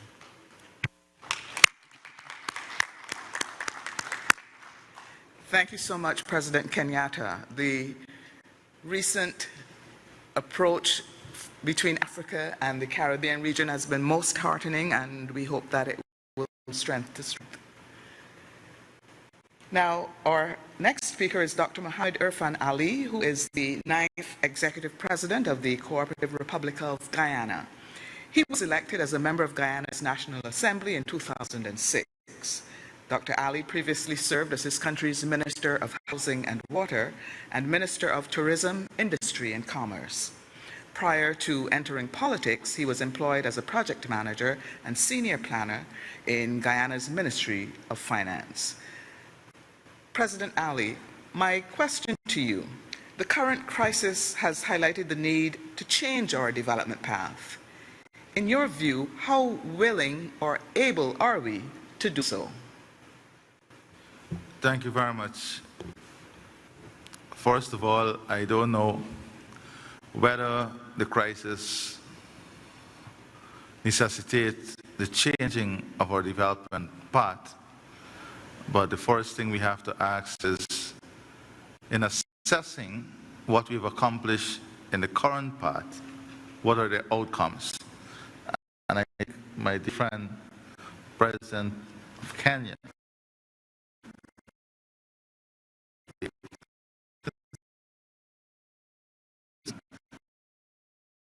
now, let me start by addressing an issue. Is the world recovering in this pandemic? The world cannot be recovering when the developed country would have achieved more than 80% vaccination rate, and the less developing countries are below 3%. The world is not recovering. It is the developed countries that are recovering. And unless there is a push for greater isolation now, and we're seeing that coming, because part of the recovery effort is to differentiate vaccination, differentiate those countries that are vaccinated from those who are not, and then restrictions to travel and the movement of people are coming into effect. So what this is telling us? This is telling us that the pandemic, we thought that the pandemic taught us a singular lesson. That is, we are not isolated, we are all interconnected. But what are we seeing in the response? We're seeing more isolation, we're seeing greater insulation, and we're seeing policies now that would expand that isolation. And I want to make this very clear. It is not that the developing country did not try to get the vaccine. After, for example, coordinated with the private sector, a single individual to negotiate the purchase of vaccines from all the suppliers. In CARICOM, we did the same. Many countries did the same. But the vaccines were just not available to us, the developing world. So this message must be clear. We were not asking for handouts. We were not asking for preferential treatment. We were asking for fair treatment. And that is what we negotiated for, fair treatment. And we were not granted fair treatment. That is the bottom line. We were left on the back burner, and we continue to be left there. And in our quest to ensure we were not far back, we went to all sources of vaccines. And now what we are told? We are told that if you tap into this source, well, then you will not be able to travel to us. So it is not about a new pathway. It is how do we fix this path? How do we ensure that this path does not lead to greater isolation? That's the first question that we must answer. Then let us take the whole issue of where this leads us. We're not in a vaccination problem anymore. We are in an economic and social problem. So for this region, for example, we lost 70% of our revenue in tourism. 70% of the revenue from tourism. So the $650 billion would not address that. And that money is also coming from conditionality. The money with conditionalities that are in the past. Because the context of what we are faced with today. If you're to achieve the SDGs by 2030, how are we going to do so when we have regression in learning now as a result of the pandemic? When we had to reprioritize our expenditure to focus on healthcare in response to the pandemic, whilst our revenue decreased by 70%. And for this region, to compound that issue is that it is estimated that we spend 0.5 to 1 billion US dollars annually just to repair damaged infrastructure from natural disasters. So if you take a 10-year period, we have to set aside $10 billion to respond, at a minimum, to respond to natural disasters. And guess what is the development package for the region? Less than $4 billion in 10 years. So there's a mismatch. And unless we are willing to correct the mismatch, unless we are willing to address the issue of fairness and how we are treated, then this will be a prolonged problem for us. And they talk about long COVID. We are not even assessing the medium and long-term impact of COVID as yet. We don't know.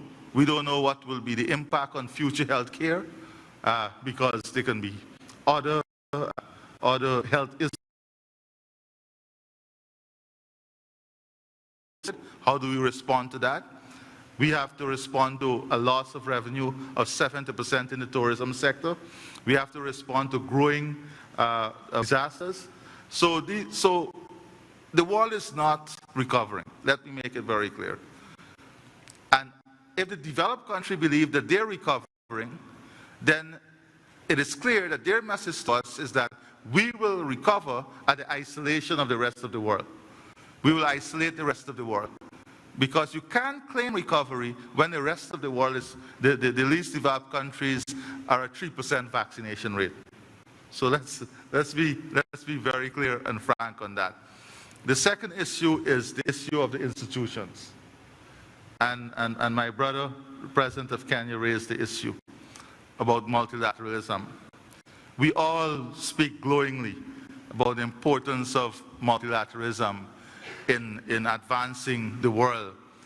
But we should introspect a bit and ask ourselves, are the institutions that would allow multilateralism to work and to deliver, are they delivering?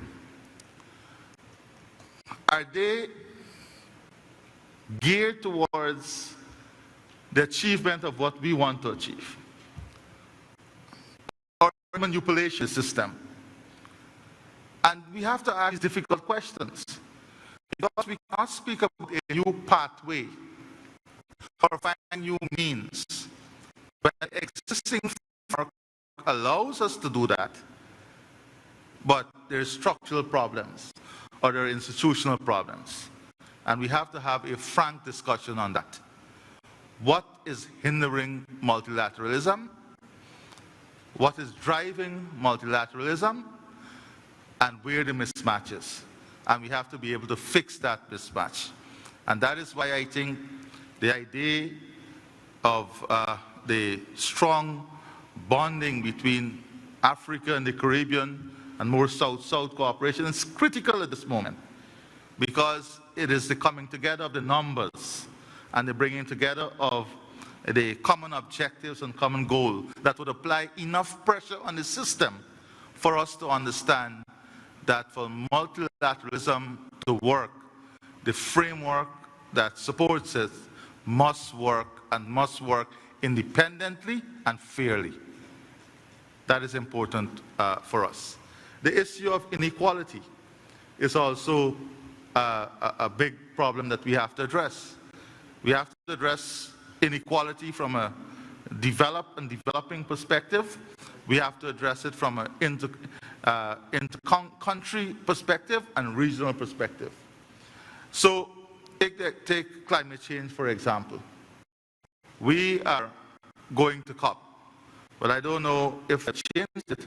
I don't know how many of us meet COP, because there's a criteria now of having to be on a colored list. Otherwise you have to have 14 days quarantine. So the countries, so guess what? All the countries that are most affected by climate change find themselves on that list.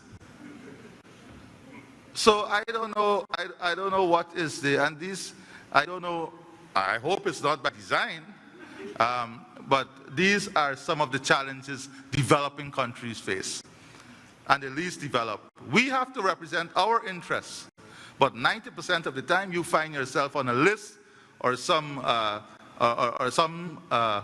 document that curtail how you represent yourself.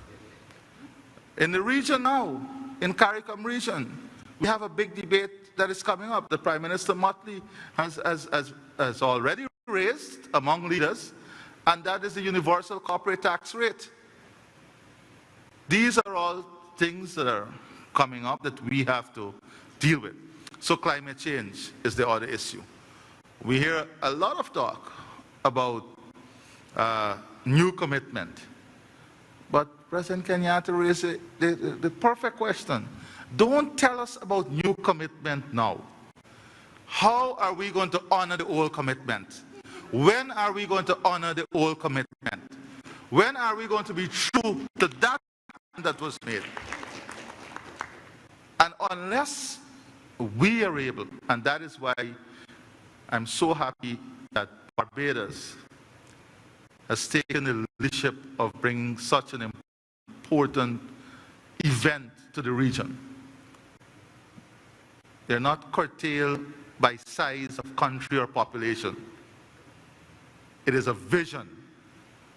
And the vision is to demonstrate to the world that we are an equal partner on the table and we are willing to take our place on the table. And that is what we have to, together, we have to send this message very strong. We are an equal partner and we are prepared. We are also prepared to do what is right. Because the developing countries also, sometimes we are our own enemy. Because we allow ourselves to be in a position that we have to get the developed world to come and fix some problems that are basic.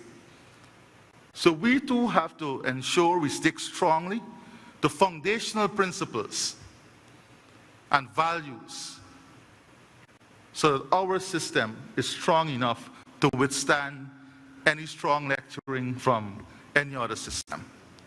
And I'm sure we all are aware as leaders as to what some of those issues are, from the democracy front coming all the way down. So, to speak about areas, a new path, and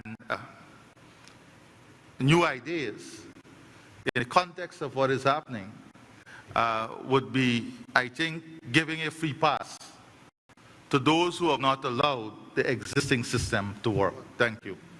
Thank you so much.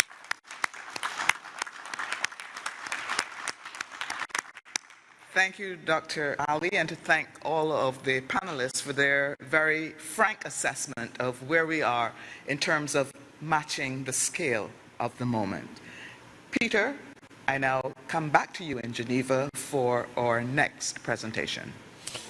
Many thanks, Sharon. Now we're going to be taking a message from the Pakistani Prime Minister Imran Khan, who's been a very, very loud voice in charging rich nations to take responsibility for climate change and reduce their carbon emissions and help countries face these challenges. On his part, he has promised that his country is aiming to produce 60% clean energy by 2030, and has also promised that in the next 5 years, his country will plant another 10 billion trees. That's in addition to 10 billion that has already been planted. Let's listen to Prime Minister Imran Khan. Excellencies, Madam Secretary General, the UN Council on Trade and Development, ladies and gentlemen. First of all, I want to say I'm pleased to join this very important dialogue. Secondly, I want to congratulate Barbados for holding this conference. There are 4 issues I want to talk about, Madam Secretary General. Number 1 is the distribution of COVID vaccine. Unfortunately, the richer countries are vaccinating their people 20 times faster than the developing world. This inequity has to be removed. So I would ask the Chair that you must try your best to make sure that the vaccine has more equitable distribution. Secondly, debt relief. I had campaigned for debt relief for the developing world because everything in the developing world, because of the lockdowns imposed because of the COVID-19, have disproportionately affected the poorer nations, the developing nations. So I would recommend that debt relief should continue till the pandemic is over. Thirdly, climate finance. Madam Secretary General, the developing world, and I specifically speak about the small island groups, of course countries like Pakistan, who are more vulnerable to climate change than even the richer countries.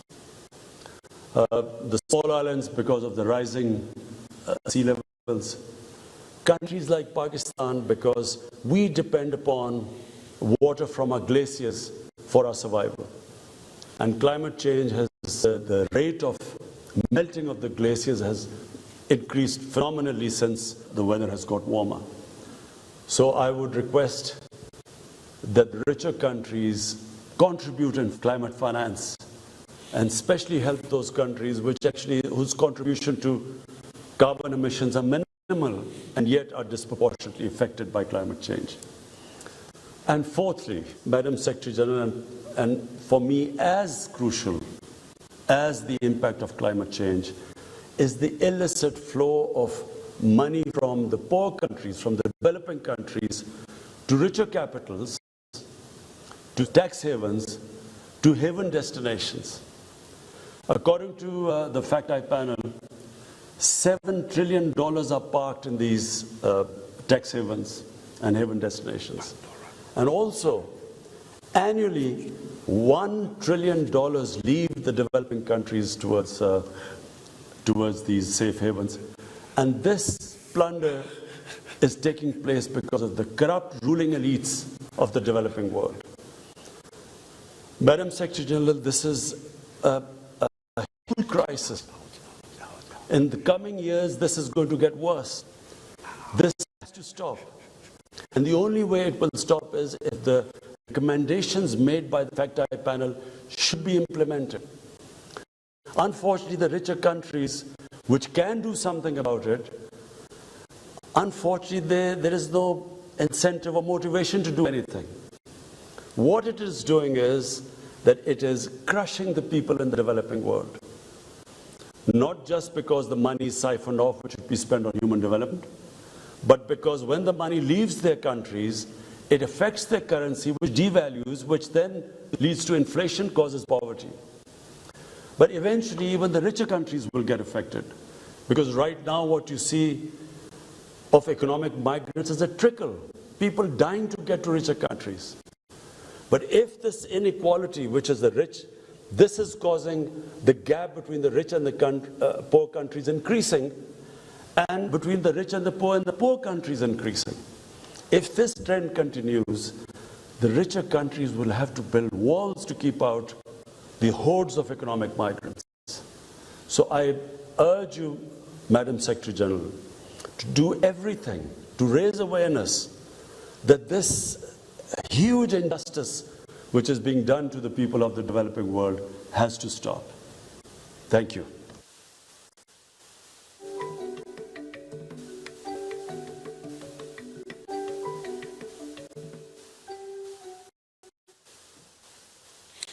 It now gives me great pleasure to welcome our next panelist. Her Excellency Ms. Raquel Peña Rodriguez is the Vice President of the Dominican Republic and is entrusted with the coordination and oversight of the Healthcare Cabinet. This office is responsible for the government's response to the COVID-19 pandemic, including the country's vaccination plan.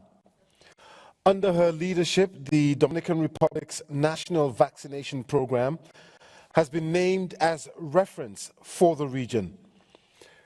The coronavirus positivity rate is near 7%. The lethality rate is one of the lowest in the world, and close to 63% of the target population has had both doses of the vaccine. The correct handling of the pandemic has allowed the country to reopen economically, and jobs as well as tourism indicators are better than pre-pandemic figures. Ms. Peña, question to you. To build a more prosperous future in your country, what do you expect in terms of cooperation and multilateralism in the area of trade? Su Excelencia, señor Uhuru Kenyatta, Presidente de la República de Kenia. Su Excelencia, doctor Irfan Ali, Presidente de la República Cooperativa de Guyana. Su Excelencia, señor Imran Khan, Primer Ministro de Pakistán. Su Excelencia, señora Mia Amor, Primera Ministra de Barbados. Honorable señora Rebecca Greenspan, Secretaria General de la Conferencia de Naciones Unidas de Comercio y Desarrollo. Honorable señora Vera Songwe, Secretaria Ejecutiva de la Comisión Económica de las Naciones Unidas para África. Honorable señora Winnie Byanyima, directora ejecutiva de ONU-SIDA. Honorable señor Mauricio Claver Carón, presidente del Banco Interamericano de Desarrollo. Señores moderadores, señoras y señores, muy buenos días. Deseamos en primer lugar agradecer la invitación de la Conferencia de las Naciones Unidas para el Comercio y Desarrollo para participar en este importante diálogo y en particular en esta cumbre de líderes mundiales. También queremos hacer público nuestro reconocimiento a la señora Mia Amor, primera ministra de Barbados, por su liderazgo y por la excelente organización de esta conferencia. Aprovecho esta oportunidad para reconocer a la Secretaría General de la UNCTAD por los esfuerzos desplegados y por el arduo trabajo elaborado para la realización de esta conferencia ministerial. Felicitamos a la señora Rebecca Greenspan por su designación como secretaria general de la UNCTAD y por ser la primera mujer en ocupar esta posición. Esta conferencia se realiza en circunstancias excepcionales. La pandemia del COVID-19 es, ante todo, una catástrofe humanitaria sin precedentes recientes, cuyos efectos van mucho más allá de la salud de las poblaciones, ya que afecta a la gran mayoría de las economías del mundo, especialmente a los países en desarrollo que necesitan y demandan una respuesta inmediata a los estragos que estamos enfrentando. El balance es lamentable, no solo por las vidas que se han perdido, sino también por el trauma provocado en el tejido social y en la estructura económica de las naciones. Siendo esta una crisis de dimensiones globales, exige una acción de igual magnitud, decidida, coordinada, inclusiva y coherente. La cooperación internacional es ahora más importante que nunca, tanto en el área del comercio como en otras igualmente fundamentales, como por ejemplo la salud y la tecnología. No olvidemos que las bases del multilateralismo son la integración y la cooperación. Y ahora se ha hecho tan evidente que debe ser renovado y fortalecido. Hemos sido, en cambio, y no para bien, testigos de un aumento del proteccionismo y de la exclusión, ratificando la necesidad de remozar el multilateralismo. Muchos estados adoptaron medidas de restricción en las exportaciones de productos y equipos médicos, medicamentos y vacunas. Esas medidas unilaterales, como han indicado varios informes de la propia UNCTAD, han exacerbado la escasez de suministro de bienes esenciales, acentuando en particular las vulnerabilidades de los países en desarrollo y cuyas economías necesitan de la solidaridad de las naciones fuertes. La falta de una respuesta global a la crisis ha tenido como consecuencia más sufrimiento y más víctimas de la pandemia, a no lograrse un acceso equilibrado de todos los países a las vacunas como fórmula primaria para afrontar la enfermedad del coronavirus. Una pandemia solo puede combatirse exitosamente mediante la cooperación y la solidaridad global. El gobierno dominicano, me complace decirlo, ha hecho su parte, donando hasta ahora un total de 820,000 dosis de vacuna a países amigos de nuestra región. Nuestro gobierno entiende que la comunidad internacional debe tomar nuevas medidas para mantener en buen curso la ejecución de la Agenda 2030 para el Desarrollo Sostenible, que es el proyecto mundial más relevante que intenta definir un marco integral de múltiples niveles y actores para la viabilidad en la cooperación internacional. En este sentido, el comercio internacional desempeña un rol de gran importancia en la consecución de los objetivos de desarrollo sostenible. Compartimos las palabras de la señora Gozi Okonjo, directora general de la Organización Mundial del Comercio, cuando dijo que el comercio contribuyó de forma importante a alcanzar avances históricos en materia de desarrollo y reducción de la pobreza durante los 30 años anteriores a la pandemia del COVID-19 y será un elemento central de nuestros esfuerzos por poner fin a la pandemia. El comercio es un ingrediente necesario para reconstruir una economía mundial más fuerte y más inclusiva y reactivar el progreso hacia el logro de los objetivos de desarrollo sostenible. Los efectos del comercio son transversales en la sociedad. La gran mayoría de los 17 objetivos de desarrollo sostenible pueden ser positivamente impactados por un comercio internacional justo y equilibrado. Por ejemplo, para que puedan ser alcanzados los objetivos del fin de la pobreza y el hambre cero, deben, entre otros factores, eliminarse las subvenciones que causan distorsiones en los mercados agropecuarios, lo que beneficiará a los agricultores y productores, como indica la OMC. La seguridad alimentaria solo será posible si los mercados agropecuarios funcionan sin obstáculos y con transparencia. El objetivo relativo a la salud y bienestar es, hoy en día, por razones de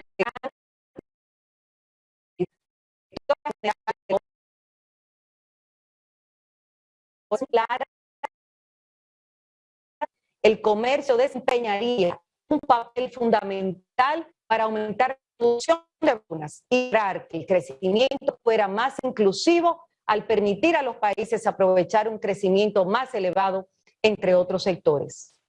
Las experiencias derivadas de la pandemia, sin embargo, ponen de manifiesto que el sistema de comercio multilateral de la OMC, como señalan los estudios de la UNCTAD, tiene una capacidad limitada para manejar la emergencia que azota el entorno comercial internacional. Según estos reportes, una de las limitaciones reveladas en la crisis actual fue que las normas de la OMC tenían poca capacidad para coordinar las medidas comerciales de emergencia que han sido adoptadas unilateralmente por los miembros sin consultar a los socios comerciales. Esa es una parte importante de las reformas a las que debe orientarse ese organismo internacional. Para lograr un aumento de la producción de vacunas en el marco de la próxima reunión ministerial de la OMC, se deben adoptar decisiones como la excepción temporal de aquellas obligaciones que puedan frenar la producción y la distribución equitativa de las vacunas y los medicamentos contra el COVID-19. De gran importancia es la conclusión en la OMC sobre las subvenciones a la pesca. Este acuerdo debe procurar prohibir ciertas formas de subvenciones a la pesca que contribuyan a la sobrecapacidad y la pesca excesiva, eliminar las subvenciones que favorecen a la pesca ilegal, no declarada y no reglamentada. Dicho acuerdo debe tomar en cuenta la situación particular de los países en desarrollo y menos adelantados, y no afectar la pesca artesanal o de subsistencia. Es esencial que se hagan todos los esfuerzos para el logro de acuerdos sustantivos y ambiciosos en el marco de la próxima conferencia ministerial de la OMC, tomando en cuenta el trato especial y diferenciado para los países en vía de desarrollo. Los acuerdos deberían facilitar la integración de dichos países en el sistema, fortaleciendo el acceso al mercado de sus productos de exportación y otorgándoles las flexibilidades necesarias para mejorar y vigorizar sus sistemas productivos. Una conferencia ministerial de la OMC exitosa fortalecerá la institución y el sistema multilateral de comercio, el cual se ha visto debilitado en los últimos años. Consideramos igualmente que la cooperación internacional en materia comercial debe ayudar a mantener los mercados abiertos, incluyendo las cadenas de suministro mundiales de bienes y servicios sanitarios esenciales. Las exportaciones de los países en desarrollo no deben ser obstaculizadas a través de barreras arancelarias y no arancelarias innecesarias, así como también que les dé la flexibilidad necesaria a estos países en el marco de la OMC para poder ayudar y fortalecer a sus productores, en particular los de productos agropecuarios, a los fines de garantizar la seguridad alimentaria. Es por todo ello que la ronda de Doha, llamada a estar enfocada en el desarrollo, no puede seguir inconclusa y debe llegar a término con un resultado que considere las necesidades de los países en desarrollo. República Dominicana apoya firmemente que el sistema multilateral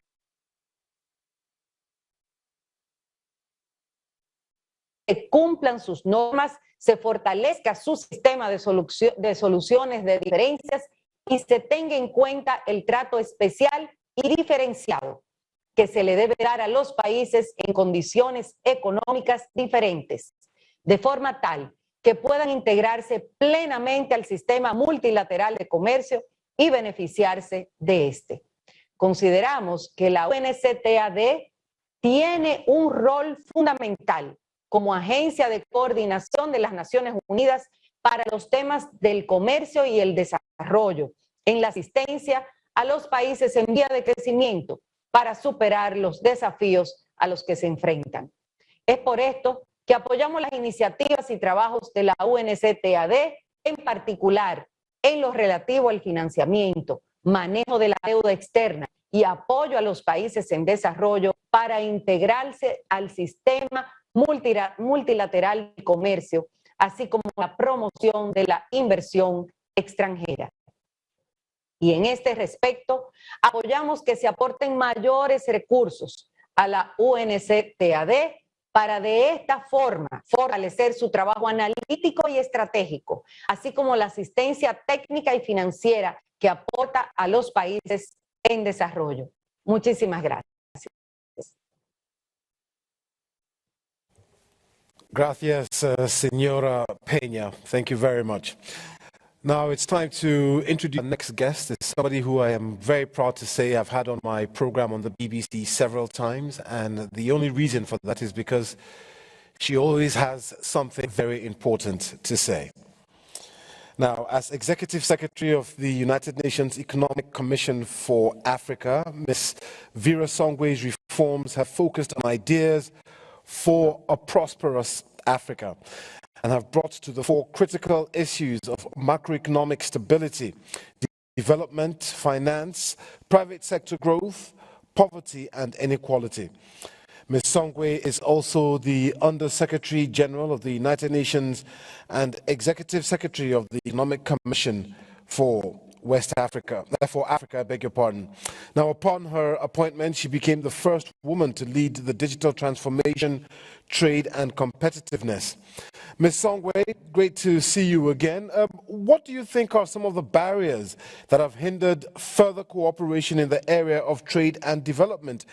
And what are your suggestions on how to overcome some of them? Thank you. Good to see you again. And I think I just need to put my translation off. Excellencies, distinguished presidents, vice presidents, all heads of government, my fellow colleagues at the United Nations, of course, DG Grinspan, congratulations again on the appointment at this very critical time. And of course, Ngozi at the WTO. I think two powerful women and two institutions we need very much. And let me answer your question. I think, at the beginning of the year, Africa was positive. Africa decided to continue to, push forward with a design that we have been 20, 50, 60 years in the making called the African Continental Free Trade Area Agreement. And I think that very belief that despite, a 25-year hiatus from a recession, and we're about to enter one, and we had the health pandemic and, of course, the climate crisis, that Africa decided to continue going forward with the African Continental Free Trade Area Agreement is, I think, Africa's testimony to acknowledging that we know where our growth comes from. Now, what is one of the biggest impediments to it? It's logistics, it's trade itself. It's the fact that, as we saw during this crisis, when the pandemic hit, let's take a country like Egypt, all trade in the Suez Canal stopped. 17% of Egypt's revenue to GDP got lost. The problem of, and this is where I think we really need UNCTAD, is this, almost bilateral nationalistic trade barriers create such a huge divide in the population. There is growth enough in the developed world. However, in Africa, we're not nearly there. We're only at 6%. Before we were at 16 and 18%. Intra-African trade, however, because precisely, as also His Excellency President Kenyatta said, the cooperation between the African countries, the fact that they could get together and put in place protocols for ensuring that faster trade has actually created faster growth in intra-African trade than it has in global trade. So the first thing I think is really seeing if we can stop the sort of, nationalistic export bans that are put in place when we have crises and pandemics. We saw this in 2008. We're seeing it even worse in 2020 and 21 with the health crisis. The second one, of course, is the different protocols that we have around the WTO that need to be lifted. We've seen, conversations around TRIPS, conversations around the use of, even patented drugs, the difficulty in certifying them and allowing African producers to be able to produce, that are patented. How can we do that? Ensure that we actually then them out of the continent. FDA, particularly for Europe, one of the new barriers to trade has become, the phytosanitary conditions. We've now hidden behind phytosanitary conditions to ensure that we don't have enough trade. And I think we must, as we discuss trade, and UNCTAD takes the lead in this with WTO, ensure that phytosanitary do not become the next barriers to trade. And so non-tariff barriers are really, really important, both within Africa, but outside of Africa. Thank you. Vera Songwe. Let's go to our next panelist now. And Ms. Winnie Byanyima is another one who I'm quite familiar with because I have interviewed her on a number of occasions. Great to see you. She's the Executive Director, Joint United Nations Program on HIV.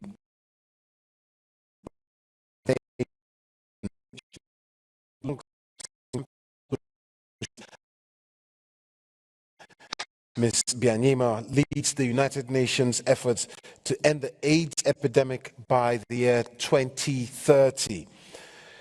She believes that healthcare is a human right and was an early champion of a people's vaccine against the coronavirus that is available and free of charge to everyone, everywhere.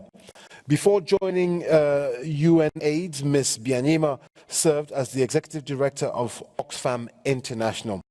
Ms. Byanyima, question for you. In your view, is global health a dream? What role has trade played in ensuring global health, and what role should it play? Over to you. Thank you, moderator. And Rebecca Greenspan, my sister, congratulations on this conference and for your appointment to head UNCTAD. Thank you for inviting me.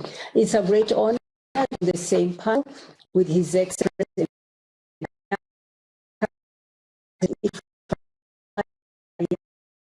President Pena, and of course, to be with my sister Vera Songwe, the head of ECA. Global health is not a dream. To answer your question, access to quality health care is the right of every single human being on this planet, and it is achievable. But we have accepted for decades a distorted economic order, where the things that really matter in life have been considered secondary to market pluralism. That's the problem. Look at the current crisis. There's widespread acceptance that a few companies that are receiving billions or received billions in public investment, about 100 billion, in support of their scientific innovations, can monopolize the profits of COVID-19 vaccines. It's accepted. We are being compelled to accept that vaccines are a commodity, the same as a car or this dress that I'm wearing. So we have a rigged and hugely unjust economic system, protecting a handful of companies and their huge profits over the lives of people. Does it make sense? All the panelists so far agreed that while more 60% of people in rich countries have been vaccinated, only 4% have been vaccinated in African countries. When in fact we know that by not getting vaccines to everyone, it's costing the world $2.3 trillion. That is, in our calculation, 33 times more than it would cost to vaccinate everyone. It doesn't make economic sense.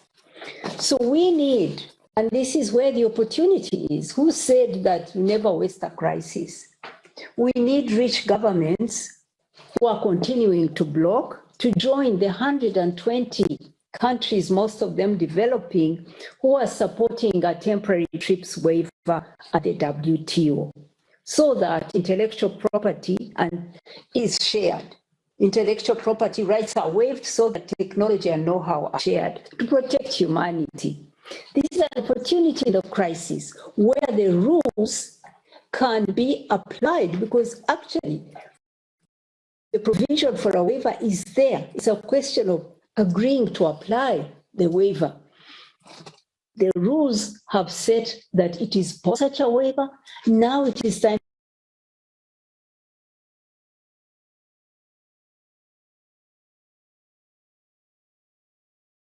a precedent in the international property rules such that in future crises, humanity is protected. That's what rules to work for humanity, not for profits. Secondly, 120 million people have fallen into poverty as a result of COVID. That's a figure I think I got from the World Bank. 810 million suffering hunger. Even before the crisis, 10,000 people were dying daily from lack of health care.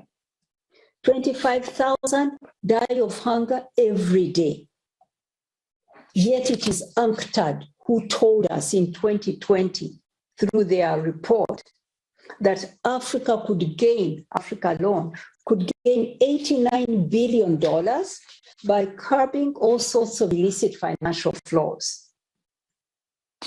But that's the illicit. Then there is also the legal, the tax dodging, the tax avoidance that is legal. Even more could be saved there.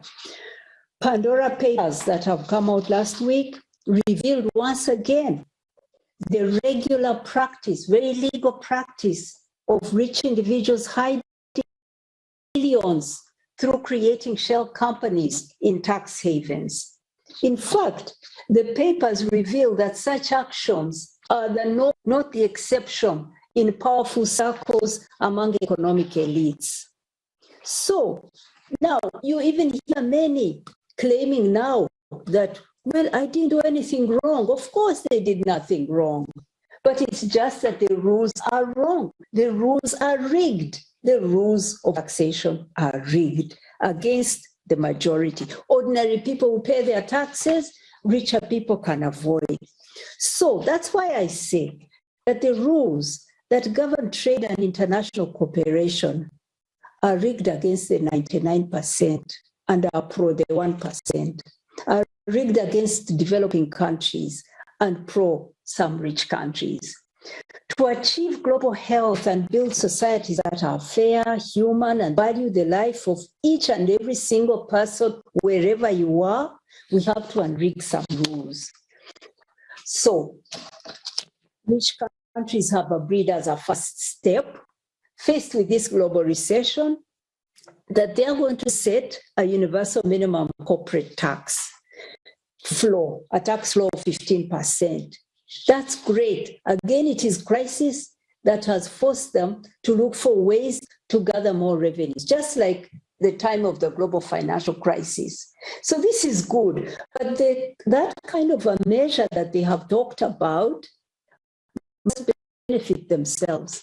So we need to have a higher universal corporate tax rate, a base rate. It should be higher, and we must ensure that it is paid everywhere where economic activity happens, so that developing countries also benefit from that reform, not like what happened with the BEPS process. So with those resources, if those resources can come in, if we can tax progressively and close tax loopholes, we would have the money we need for public health care. Would be a step closer to achieving that dream. It's now a dream, but it can be achieved. Healthcare, quality healthcare for each and every person. But this is an opportunity for changing some of the rules this crisis presents it. I've mentioned one on global corporate taxation and also on intellectual property rules. But others have also been mentioned, debt and finance and the global financial architecture. But let me pause there. Thanks, Ms. Byanyima. Thank you very much. Very introspective stuff there from you, as always. Now, let's get a message now from Dr. Mauricio Claver-Carón, President of the Inter-American Development Bank. Since 2020, he also chairs the board of the executive directors of the IDB Invest, the private sector arm of IDB Group, and donors committee of the IDB Lab, the bank's incubator for innovative development projects. Under his leadership, the bank has developed a blueprint for post-pandemic recovery and prioritized efforts to avert another lost decade in Latin America and the Caribbean. Mr. Carón has led an unprecedented response to the immediate impact of COVID-19, including $1 billion in support of countries' vaccine purchases and distribution plans, and a first-of-its-kind guarantee to help countries better compete to obtain the life-saving shots. Let's hear him. That's a great question. First of all, let me thank Secretary General Greenspan for inviting me to participate. Obviously, as always, we commend you for your leadership and that of the UN conference, and for always advocating for our region, for Latin America and the Caribbean, on the world stage, and particularly during these challenging times. Now, obviously, I'm not with you in person, but it's really a privilege to virtually sit down alongside my distinguished panelists for this conversation, including leaders from our member countries, President Ali, who was a pleasure to be with you, sir, who I met with just a few days ago at UNGA, as well as Vice President Peña. Now, when I think about multilateralism at the service of development and what it should look like, I think of several structural aspects. Now, the IDB represents many of them, as we are, for one, a development bank that's devoted and majority owned by the region we serve, also an institution that takes a holistic approach to development challenges that beyond the political vicissitudes of any particular moment in any of our countries. Also an organization that works with all branches of national governments, plus sub-regional, even local ones. We're also an organization that simultaneously works with other stakeholders, crowding in private sector, for example, working with civil society. And perhaps most importantly, though, we're an organization that, while approaching challenges and opportunities on a macro level, also has integrated presences in the countries and communities that we're working to benefit. So these are all structural characteristics that have truly made the IDB more strategic and therefore a more effective development partner. They've also helped inform our Vision 2025 plan for the region's recovery and sustainable growth, which identifies 5 key areas where our investment will be most impactful: integration, strengthened value chains, digitalization, SMEs, gender equality, and of course, climate change.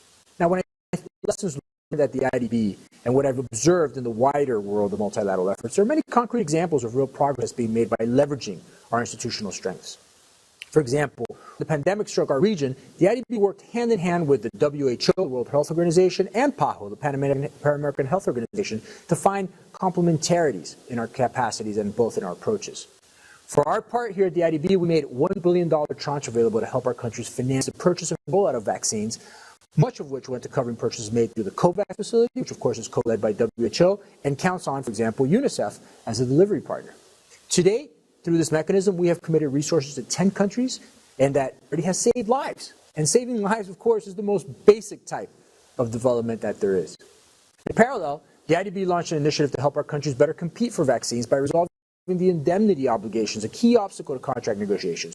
We're the first and only multilateral development bank to offer such an instrument to its clients. And so these are just some good examples of multilaterals working together and individually as well, and we must continue to replicate such collaboration and coordination. At the same time, Multilaterals can serve development by shaping and directing our efforts, that they come back to the key underlying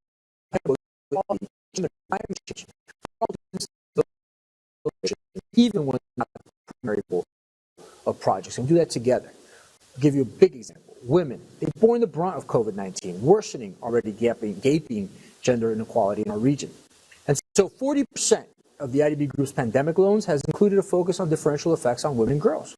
Most have provided monetary transfers or improved access to services for women, as well as loans for women-owned small businesses.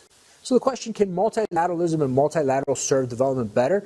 Absolutely. Look, despite our efforts on COVID-19, just 1 in 4 people in America and the Caribbean has been fully vaccinated. Multilateral leadership has led to the definition and pursuit of the Sustainable Development Goals, of the Paris Agreement, and yet the world continues to fall dangerously short.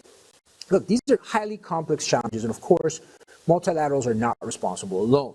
In the face of these challenges, an overarching point is that we have to work together, both as multilaterals and as part of a broader system in which all parts are as efficient and as mutually reinforcing as possible. We need more initiatives like the joint country platforms among the MDBs, for example, and efforts like those underway at the IDB to be more efficient, maximize our resources, find new creative financial tools, like crowd-in private sector financing. These steps are clearly going to help us make the most of our capacity, but also bring about development gains for all of our societies.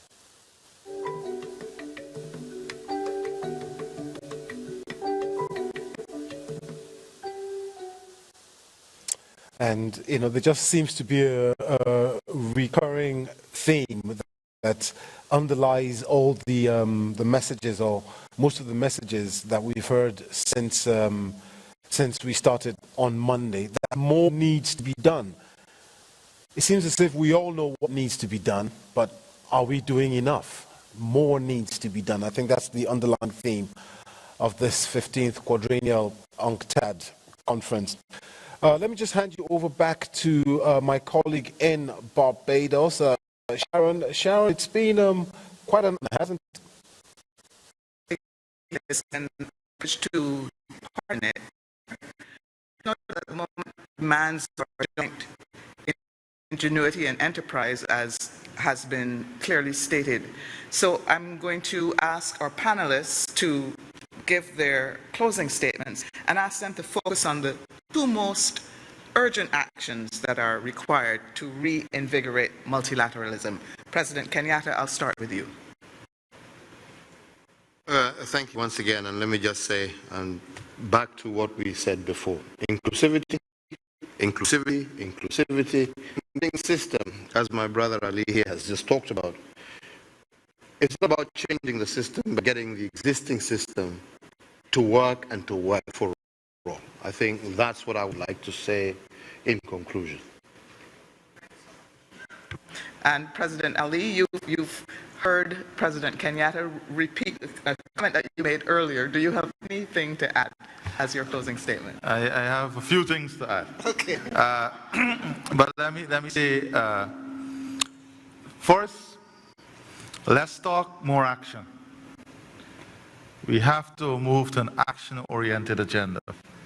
Secondly, a hold-on commitment. Let's hold on commitment, and let us work fulfilling existing commitments. That's the second one. Thirdly, it is for us to work towards a fairer system, one in which we move from inequality to equality. Those are important factors that we have to fix now. Nothing new. We have to fix those things now, as my brother, President Kenyatta, would have said. Once we fix those things now and work towards a fairer system, then we will be on a good road, a good footing. Also, we have to work on better coordination among institutions. What we see is a lot of duplication, a lot of stepping over each other. So unless we have better coordination, we won't go anywhere. So from isolation to collaboration. Thank you.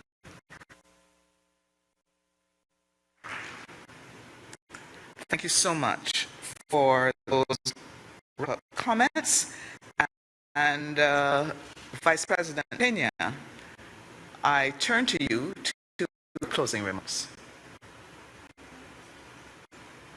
Gracias una vez más por la invitación.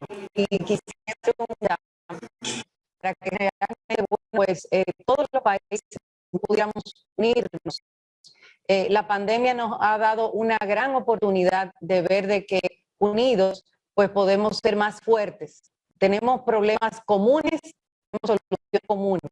Si las enfrentamos de manera aunada, podremos nosotros, pues, brindar una mejor calidad de vida a todos los habitantes de cada uno de nuestros países. Agradezco una vez más la invitación y reitero todo lo que podamos nosotros a través de la República Dominicana servir, reunirnos, dialogar, discutir para buscar esas soluciones comunes. Estamos prestos a eso. Dios los bendiga.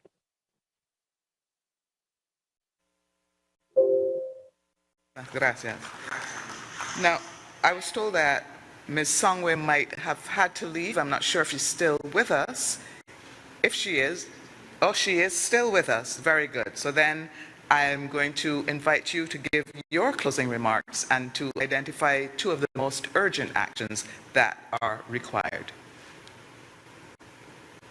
Thank you again. I think very short, I want to come back again to what Ms. Greenspan said.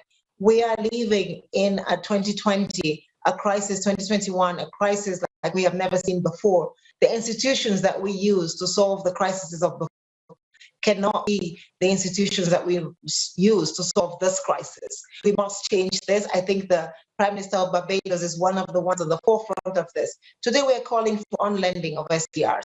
25 to 30% of those SDRs must be on lead so that Africans and all the countries in the developing world can do three things. First of all is get access to the vaccines without overburdening their deficits. We predict at the Economic Commission for Africa that we will need to buy vaccines for another 3 years. This is going to be at least another 5% debt to GDP increase in many countries. We're going to need to fund that at concessional and long-term maturity rates. And this is one of the big things and the big ask we're having. The second one is, of course, to allow for emerging market economies to have access to the capital markets. We see that the capital markets are a bulwark of stability. We must allow for the $13 trillion that can fund renewable energy. President Kenyatta is sitting there. 90% of his economy's energy is renewable, but we still talk about Africa as if we are not doing enough renewable energy. Africa's bonds on the green market do not fetch the kinds of discounts that bonds from other emerging market economies or the developed economy fetch when they're green or sustainable. We need to level the playing field, both in when we have this climate dialogue, but as finally the issue of sustainability, inclusivity. We must ensure that our social protection programs are not social protection programs that keep the continent and the emerging market as big of, a begging bowl to the West, but as part of an inclusive system that delivers prosperity for all. I really believe that financing first, a fair and level playing field on the energy and climate discussion, which allows Africa to recover green, but has a transition that is just and programmed according to Africa's growth and prosperity expectations is important. And finally, leave no one behind, ensure we bring everybody with us as we grow forward. Thank you. Thank you so much for your summary there. And Ms. Bianima, you have the last word. Your two most urgent actions. Thank you. Almost everything has been said, but here are my two. The world is facing two interrelated crises, the crisis of inequalities, as Rebecca has put it, and the crisis of climate breakdown. We got there because of a broken economic model. We have more of the same won't get us solve those two crises. So I suggest two things. One, we have to go at the heart of the model and see what do we count in that economic model. We obsess with growth. We don't obsess with the things that truly matter. So we must change the way we count our economic and social progress, count the things which matter. Our children's education, our health, our clean air, our planet, of sustaining our planet. These are things to put in there. And some countries are doing it now, beginning to do so. Look at New Zealand. They count GDP, but they also, alongside that, count well-being and put in other factors to measure how they are growing. So we need to shift our focus on growth and find better ways to measure what we value.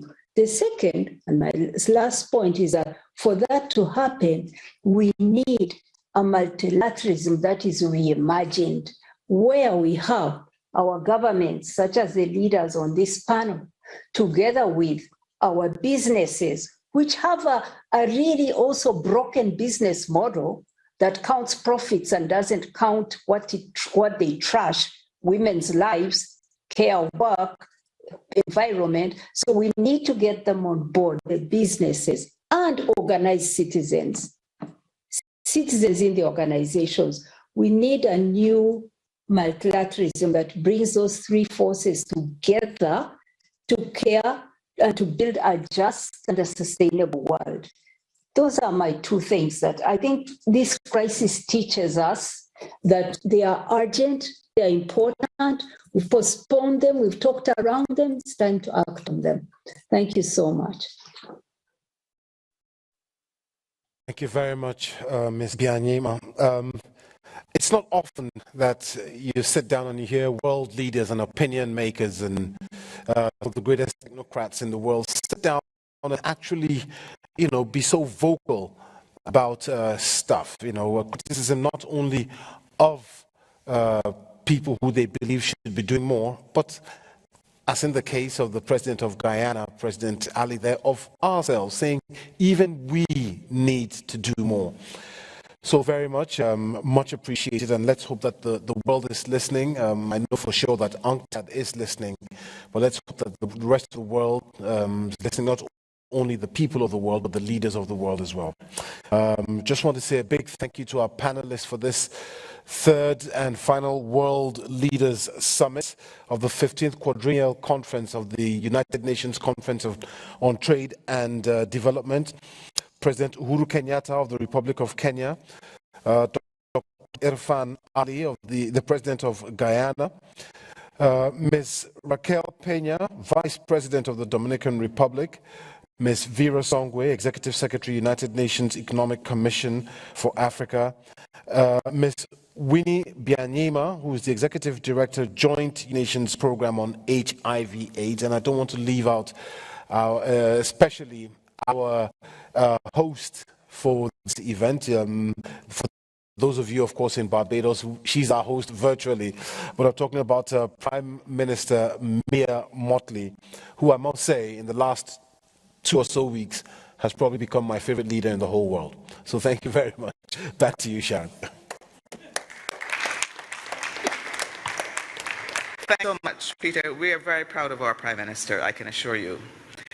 It's been a real honor co-moderating these dialogues over the past 2 days with you.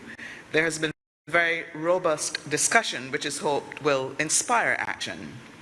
Discussions continue in the roundtables over the next 2 days, October 6th and 7th.